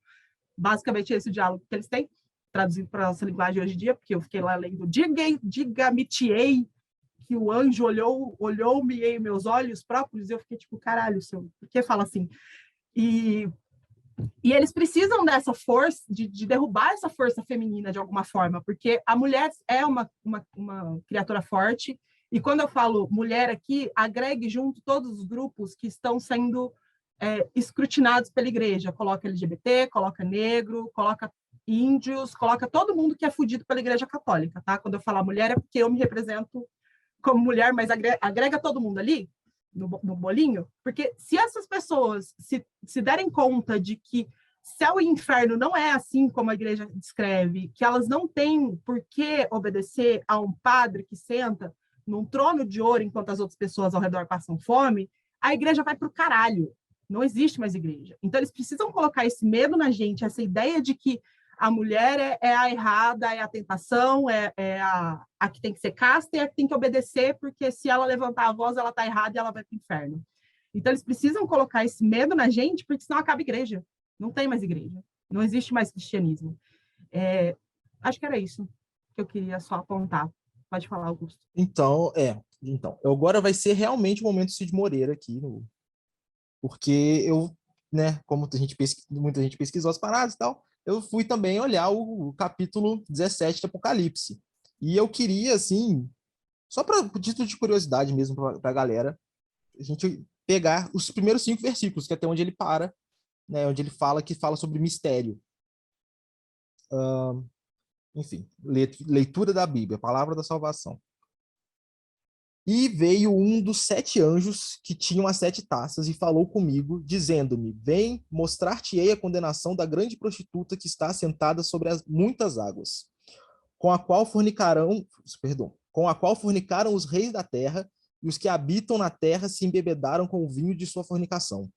E levou-me em espírito a um deserto, e vi uma mulher assentada sobre uma besta de cor de escarlata, que estava cheia de nomes de blasfêmia e tinha 7 cabeças e 10 chifres.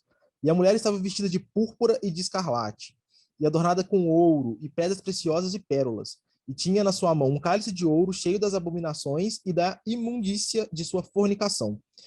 E na sua testa estava escrito o nome, Mistério, a Grande Babilônia, a mãe das prostituições e abominações da terra. A gente tem aqui também a imagem de Lilith, de Babylon, né? E a gente tem também aquilo que eu estava falando no último encontro, sobre a metáfora de Roma estar perseguindo os cristãos, porque as cores púrpura e escarlate eram as cores dos imperadores romanos. Quando fala sobre 7 cabeças com 10 chifres, fala sobre não uma cordilheira, mas são 7 montes que cercam a cidade de Roma, né? Tinham 7 montes ao redor de Roma. E então está falando sobre uma perseguição. Esse anjo está mostrando uma perseguição, a perseguição que o povo de Cristo estava sofrendo no Império Romano na época. As metáforas dele dentro da caverna escrevendo lá. A gente Não vou só entrou numa- fazer. Perdão, amiga. Só queria fazer um comentário, porque, gente, essa mulher, ela devia ser muito poderosa. Chique demais, de pérola, brilhando, de vermelho e roxo, lá em cima da besta de 7 cabeças, com 7 chifres. Quem que monta em cima de uma besta dessa, viado? Que isso? Achei, chique demais. E só uma curiosidade, porque eu sou uma pessoa que adora umas curiosidades.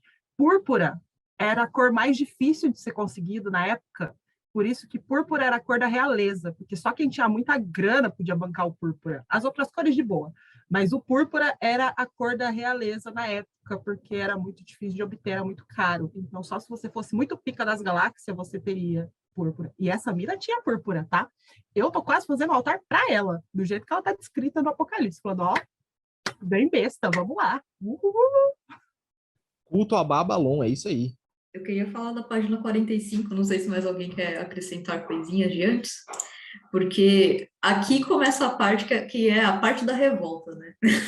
A parte que ele começa a falar, ele começa, acho que, concretizar a ideia dele, né? De que ele vem construindo ao longo do capítulo, de como o jeito que a gente sonhava foi tirado da gente.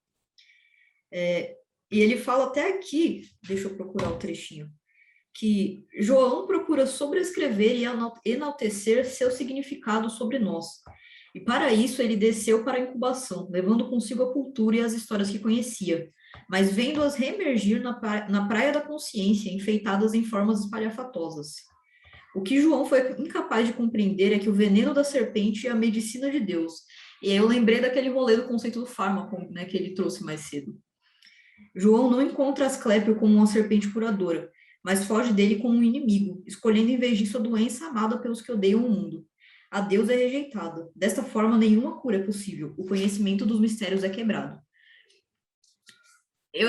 Aqui ele tá falando de João, mas na real a gente sabe que ele tá falando de João como um significador do grande cristianismo que vem para fuder com todo mundo, né?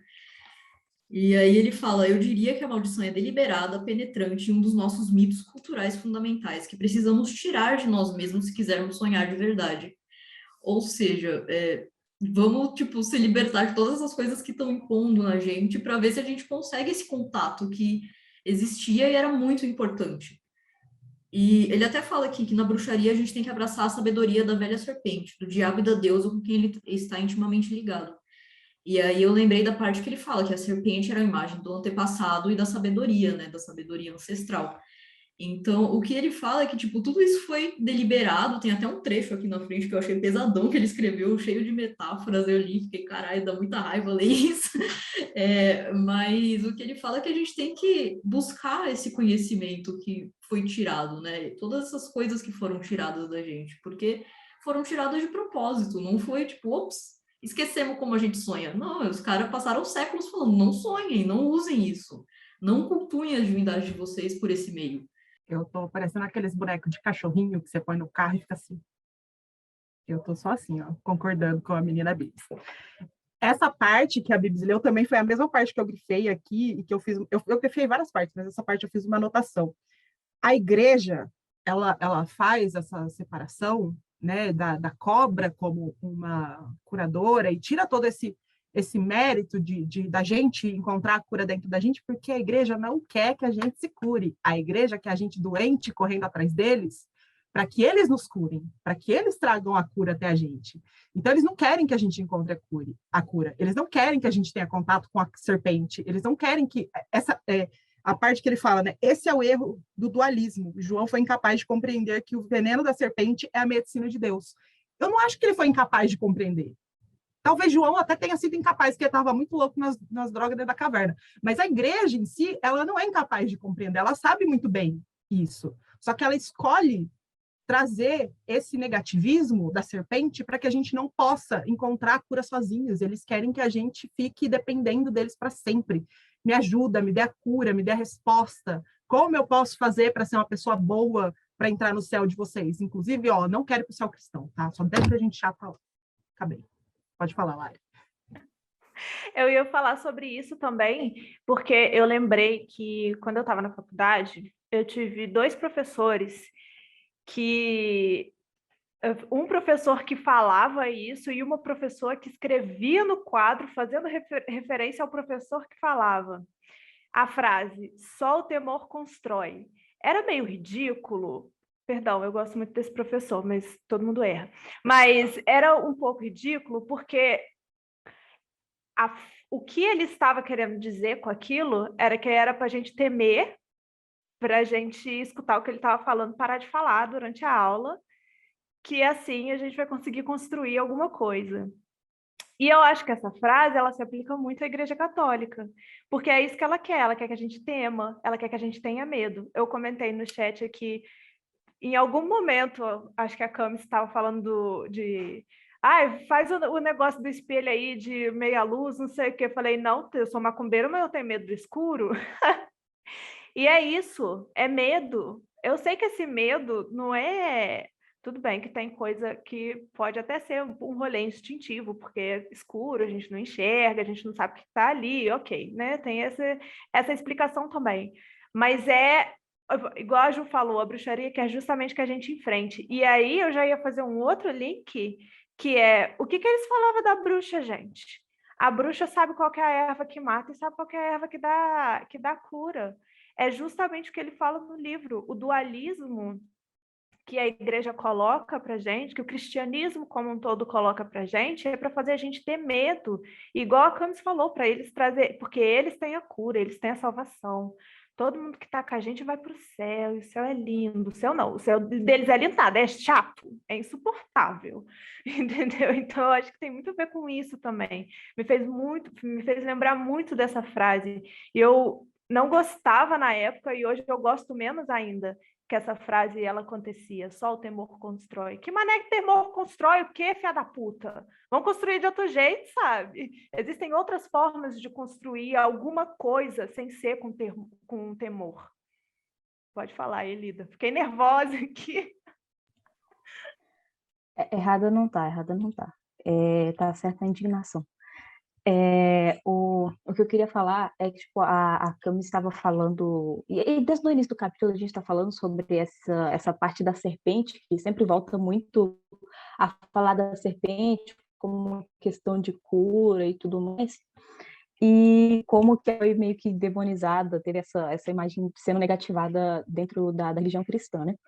E eu estava lendo esse capítulo e eu só conseguia pensar que, tipo assim, não é só a parte da serpente como cura que é demonizada ali nessa parte da Bíblia.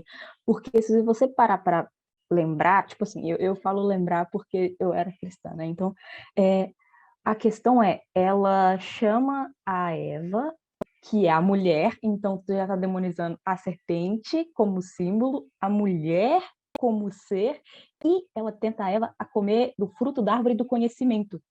Então tu demoniza o conhecimento também. E é muito, tipo, três coisas de uma só, concentrado numa só, e eu fiquei muito, tipo, gente, que absurdo isso aqui. E foi uma das partes que, enquanto eu tava lendo, ia me subindo um rancinho, tipo, caraca, que errado esse rolê. Mas era só isso, porque eu fiquei muito revoltada com isso o capítulo inteiro, eu tava lendo e eu ficava pensando nisso, eu, caraca, é coisa demais sendo colocado como errado em um único ponto, em uma única frase, assim, e era só isso mesmo, o Bia. Eu vou ler aquele trechinho que eu falei que me deixou com muita raiva dessa página, que foi: devemos entender a guerra ao sonhar não apenas do abrigo da caverna, mas traçar como as sombras da cruz se tornam uma floresta de imagens aéreas e sinais que, de forma ainda mais radical, nos negam nossa visão, ao suplantar nossos símbolos com os seus. Não podemos simplesmente abordar o sonho como se estivéssemos pristinos. Devemos compreender a história, a violência e a distorção que lhes foram feitas. Isso é aquilo que ele falou no manifesto, né? Estamos em guerra. E assim, o que a gente pode fazer não é só praticar as coisas e construir a nossa prática, mas entender o que foi que fizeram com a gente e por que foi uma violência tão grande. E eu até anotei aqui que eu fiquei puta quando eu li, coloquei um post-itzinho e coloquei: o cristianismo se apropriou até do nosso sonhar. E às vezes a gente nem percebe isso. Tomou as práticas para si e ditou novas regras para estabelecer como a gente lida com o nosso íntimo. E isso é uma violação muito grande, porque eles querem ditar até como a gente lida com a gente, até como a gente vê a gente, como a gente se coloca no mundo. Porque eles querem as ovelhinhas lá para eles curarem e cuidarem e evangelizarem. Eles não querem pessoas que não estejam no moldezinho, na forminha deles. Isso que a Bibs e a Érida estavam falando é exatamente o que eu anotei no meu caderno, né? Eles querem que a gente não tenha conhecimento. E o mais importante, eles não querem que a gente tenha autoconhecimento. Porque o conhecimento externo, tudo bem, você pode ter e discordar dele, né? Você pode ler ali o Manifesto Comunista e falar assim: ah, que bosta, não quero isso para mim. É um direito seu, você ser um idiota. Tá aí o Monark para provar, né, que direito de ser idiota todo mundo tem. Não, não precisa cortar, deixa. Não, corta. Põe um pi no nome. Põe o pi no nome da bicicleta, gente. Desculpa. Falei o nome de pessoas que não deveriam. Põe um pi no nome depois. A gente vai ficar igual os episódios de Magicano, que eles falam um monte de nome, fica cheio de pi, e a gente não entende nada do que eles estão falando. Odeio quando eles fazem isso. Mas, enfim, eles querem que a gente não tenha o autoconhecimento. Eles não querem que a gente entre dentro da gente e entenda, e se entenda, e se conheça, porque a ideia é que você vire um zumbi, que você fique para sempre dependendo deles para ter resposta, dependendo deles para ter o conhecimento só vem deles, o conhecimento permitido só vem deles. Qualquer outra coisa que não venha deles é um conhecimento proibido que você não deve ter. Ou que você pode até ter, mas tem que discordar e combater com unhas e dentes. Você não pode concordar com isso, você não pode ter essa visão. E eu fiquei muito puta também, junto com o Bibs, eu fiquei muito puta. E é isso que a Elida falou, tipo, eles trazem 3 símbolos muito fortes para todo mundo, que é a mulher, o conhecimento e a serpente, para as pessoas daquela época, né? E, tipo, toca o foda-se, fala assim, ó, isso aqui é ruim, é sujo, vocês não podem ter isso, você não pode ter o conhecimento, você não pode confiar em algo que vem de uma serpente, porque ela não traz a cura, ela te engana, e você não pode confiar na mulher, porque a mulher é traiçoeira. Isso mesmo, tá? Não brinca comigo, não. Sou... Aquelas, né? Começa a surtar no meio do rolê. Era isso. Próximo. A Cami Amiga. meteu o clássico se apropriar do que eles falam da gente e falar, sou mesmo, vai fazer o quê sobre isso? Eu sou super a favor do surto, porque o que mais acontece aqui é o surto e tem razão para surtar, para dar um grito, para ficar indignada, ué. Tá certa, tem que ficar brava mesmo com esse tipo de coisa. Também fiquei puta com esse rolê, com essa parada aí. Minhas anotações dessa parte acabaram, então se alguém tiver mais alguma coisa para falar, Então, eu preciso. eu ia falar que alguém aí entende de psicologia, de Freud, Jung e as porra toda, porque ele começa a falar de Freud e Jung, e pelo que eu entendi aqui, tá rolando um shade da terapia na psicologia, tá? Eu acho que rolou um shadezinho do tipo, os caras tentou controlar, mas não rolou, não deu muito certo. E eu não sei se eu entendi direito essa parte. Por isso que eu não anotei nada. Eu senti esse shade também. O Will devia estar aqui para poder falar sobre essa parte, né? A pessoa que é psicóloga. Grita Com Will aí, Lari. credibilidade. Ô, Will! Mentira, eu nem sei o que ela está fazendo. Deixa para lá. Mas eu acredito que, posso estar falando bosta, que o que o Gray está falando nesse rolê aqui, quando ele cita o Freud e o Jung, é que, de certa forma, foi importante para eles sistematizarem, né? Para poder entender algumas simbologias. Porque até chegar no Freud e no Jung, muita coisa já tinha se perdido. Então, pensar sobre o inconsciente, pensar sobre essas coisas aí que a gente está conversando, é uma forma de resgatar isso. Só que, como tudo no capitalismo, isso aí foi pego e foi, né, virou uma outra coisa, né? Não é usado mais da forma como deveria ser usado. Acredito que pode ser. Para quem está perdido, a gente está falando do último parágrafo da página 46, em que ele começa: o entusiasmo de Freud e Jung para testar os portões é agora um jogo de salão apenas para classes endinheiradas. E aí ele fala da Primeira Guerra Mundial e, em algum momento, ele fala de buscava-se a cura nos sonhos e em sua análise, até que o petróleo barato os tenha substituído por aquilo que seus pacientes curiosamente chamavam de compra-terapia. Ou seja, ele está falando aqui que a terapia era para quem era muito rico, e aí eles tinham dinheiro para pagar alguém para interpretar os sonhos deles, né? Pagar o terapeuta, enfim. E aí, quando o petróleo se popularizou e muita gente começou a ter mais dinheiro, eles começaram a praticar a compra-terapia, que eu, infelizmente, sou adepta da compra-terapia, tá? Shopee é um inferno, mas rolou esse shadezinho aqui. Não sei o que vocês acham. Quem não foi adepto da compra-terapia nessa pandemia, né? Todo dia o entregadorzinho. Nossa, o carteiro até sabia meu nome ano passado, quando eu morava com os meus pais. Aí, quando eu vim morar aqui em São Paulo, ele perguntou para minha irmã: a Bianca se mudou? Nunca mais vi ela. Porque era todo dia uma encomenda. Eu interpretei, e aí, tipo, eu tô construindo o raciocínio agora, então se ficar confuso é por isso. Eu interpretei que, tipo, ele falou que chegou num ponto em que essa desconexão com os sonhos ficou meio insuportável. E aí começou a terem alguns passos para criar essa reconexão. Eu pensei nisso porque eu li essa parte, né? Talvez o horror da Primeira Guerra Mundial tenha ocasionado uma ruptura na primeira linha de defesa, os mandamentos estilhaçados. E no caso seriam os mandamentos da Bíblia, né? Porque tá com letra maiúscula e tal. Veio do peso prenhe da negação que tinha sido canalizado para o Império Cristão. E agora liberado por sangue, cocaína, emancipação feminina, os mortos nas trincheiras, maquinário implacável e matança. E eu sinto que aqui ele introduz um pouquinho o que ele vai começar a falar na próxima parte, que o que eu senti foi que ele construiu uma cronologia de como as pessoas começaram a lidar com sonhos, né? Primeiro ele fala da bruxaria, depois ele... É que não está exatamente linear as datas. Depois ele fala um pouquinho do Austin Osman Spare, aí ele traz o surrealismo, né? Com o Dali, o Breton, ele traz essa parte do Freud, do Jung.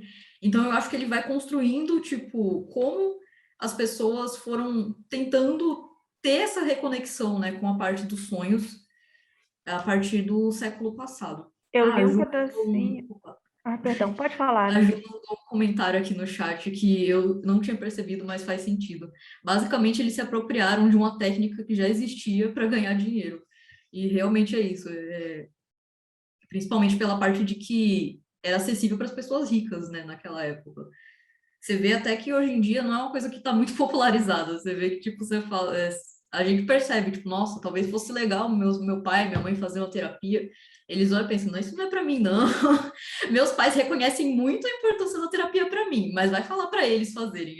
Parece que eu tô falando para eles encararem um monstro. O que eu ia falar é que tem um pedacinho na página 47, que é quando ele está citando o primeiro manifesto surrealista que o Breton escreveu.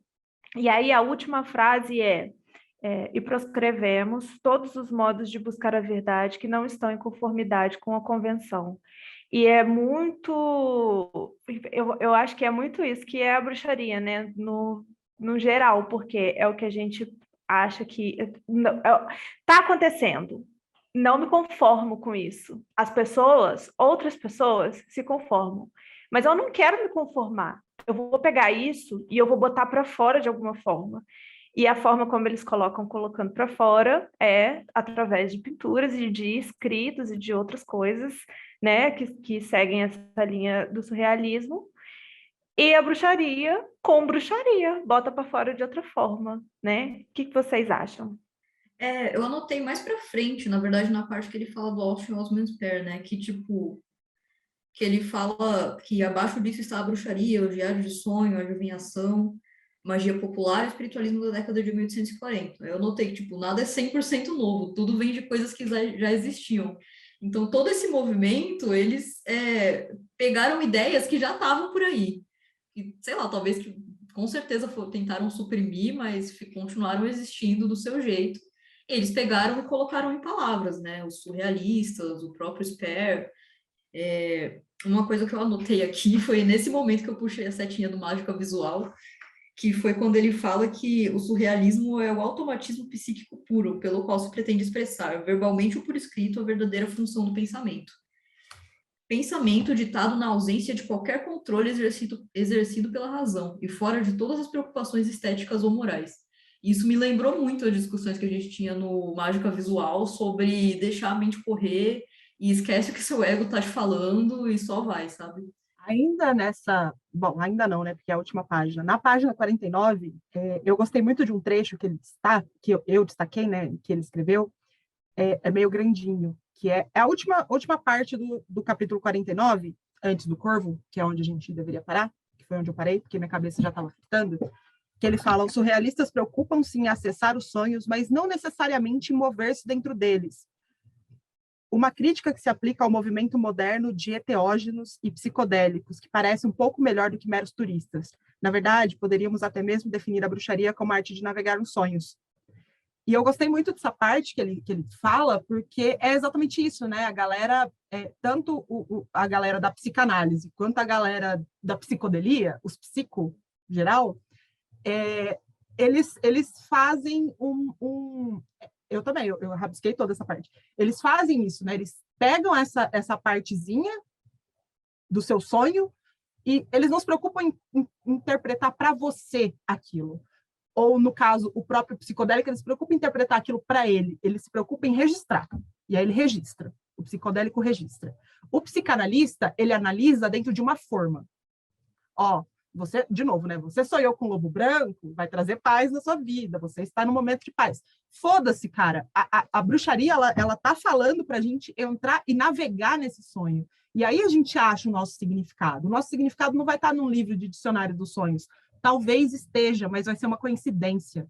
Talvez seja porque você já leu aquilo antes e aquilo está poluído na sua mente de uma forma que, quando você sonhar, você já quer aquele significado.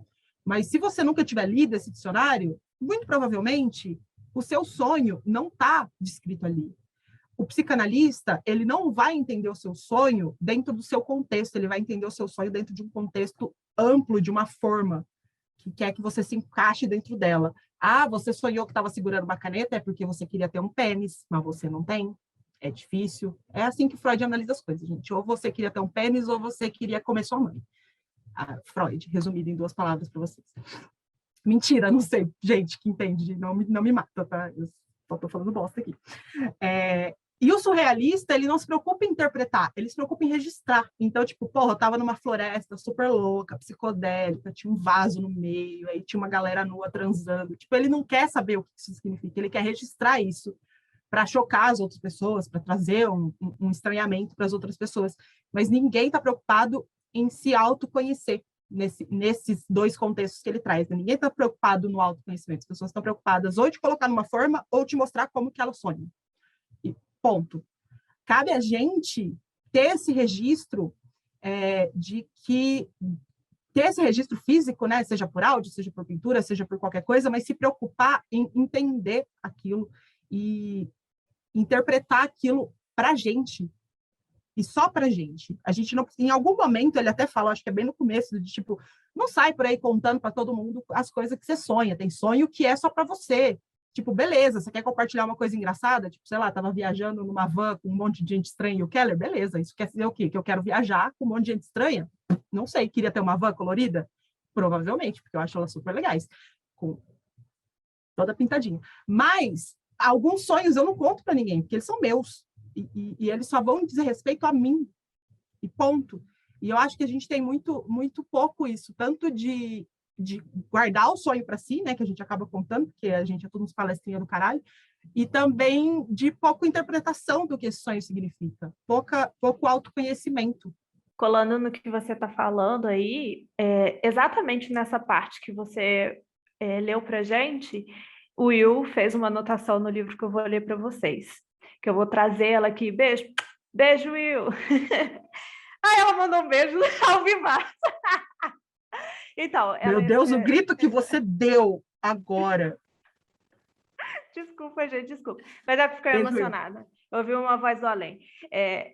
Will escreveu: será que é porque as ferramentas desses movimentos são mais de observação que de intervenção? É exatamente o que você falou, amiga.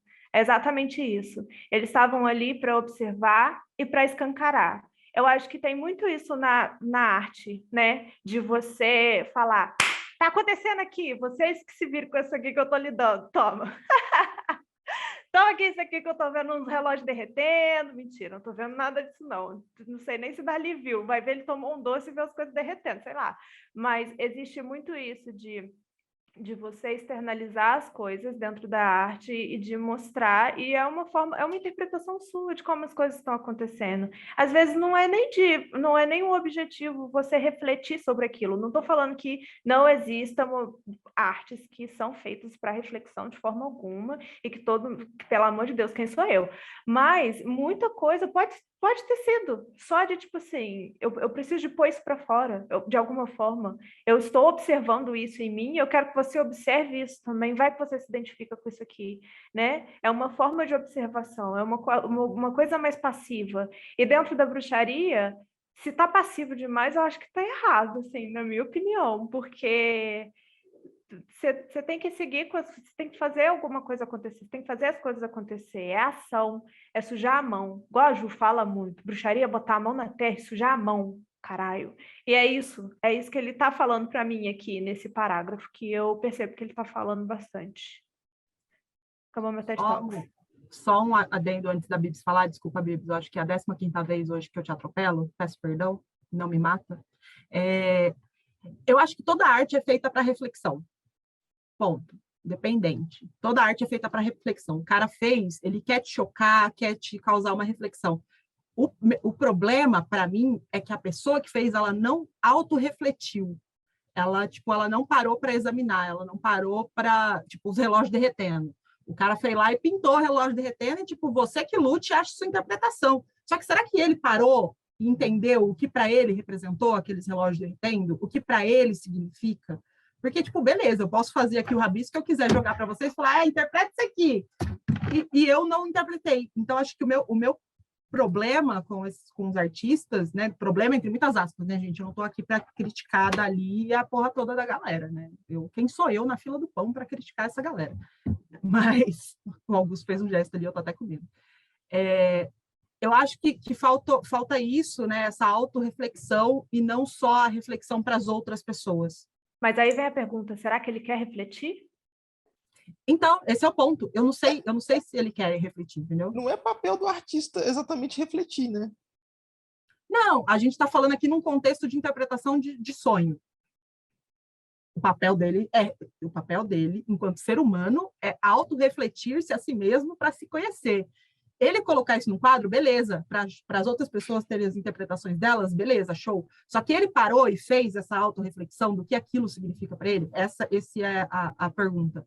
Não que ele não que ele tenha que pintar o bagulho e explicar e falar, olha, gente, essa bruxa está aqui porque ela está representando o caos do mundo. Não é isso. Tipo, ele não tem que explicar. Mas será que ele para e autorreflete sobre aquilo? Tipo, porra, sonhei com os relógios derretendo. O que será que isso quer dizer para mim? Ou ele só pinta e deixa e joga para as pessoas e fala assim, vai, interpreta aí. Eu lembrei daquela piadinha que a galera faz, que, tipo, quando você tá na aula de literatura na escola e aí a sua professora fala, e o pássaro que ele colocou na linha tal significa tal coisa. E aí, tipo, a galera fala, às vezes o artista não quis dizer nada disso que estão interpretando, ele quis dizer outra coisa e a gente nem sabe. Mas fora isso, eu tinha uma dúvida, na verdade, sobre essa parte, que ele fala que, na verdade, poderíamos até mesmo definir a bruxaria como a arte de navegar sonhos, né? E depois ele fala, nós certamente estamos entrando aqui no reino do oracular, e na bruxaria temos a metodologia para ler essa linguagem verde com fluência. Alguém sabe por que tem essa associação do oracular com o verde? Que foi uma coisinha que eu anotei para pesquisar, mas nem deu tempo, porque se alguém souber, eu anoto aqui. Vou pesquisar depois, gente. O chakra aqui é o chakra verde, não é? Eu não tenho ideia. Acho que é azul. O Azul, azul. Azul? Azul, azul, roxo ou branco. Entendi. Não, azul é o da garganta. São 2 tons de azul. São 2 tá. azuis. O verde É igual o verde tá aqui, arco-íris. então. É porque O se aqui verde- fosse o verde, podia ser, Pera. né? O rolê do terceiro olho com o oracular tem relação simbólica. O verde é o chakra cardíaco não amadurecido. Quando ele está amadurecido, ele é rosa. Quando ele está meio bloqueado, ele é verde. Mas eu não acho que tem a ver com chakra. Bom, então se alguém descobrir, a gente coloca nas notas do episódio. Vocês lembram Mas quais vamos dar são uma as olhadinha. as cores da magia? Porque eu só lembro do azul dinheiro. O resto eu não lembro. O que era o verde? Não Vocês lembro. lembram? Mas eu não acho exatamente que se aplica, porque a bruxaria, eu acho que tá puxando muito mais para uma parada da bruxaria tradicional, do homem verde, dessas paradas assim de floresta, do que essas coisas mais pós-modernas de magia do Robert Anton Wilson, né?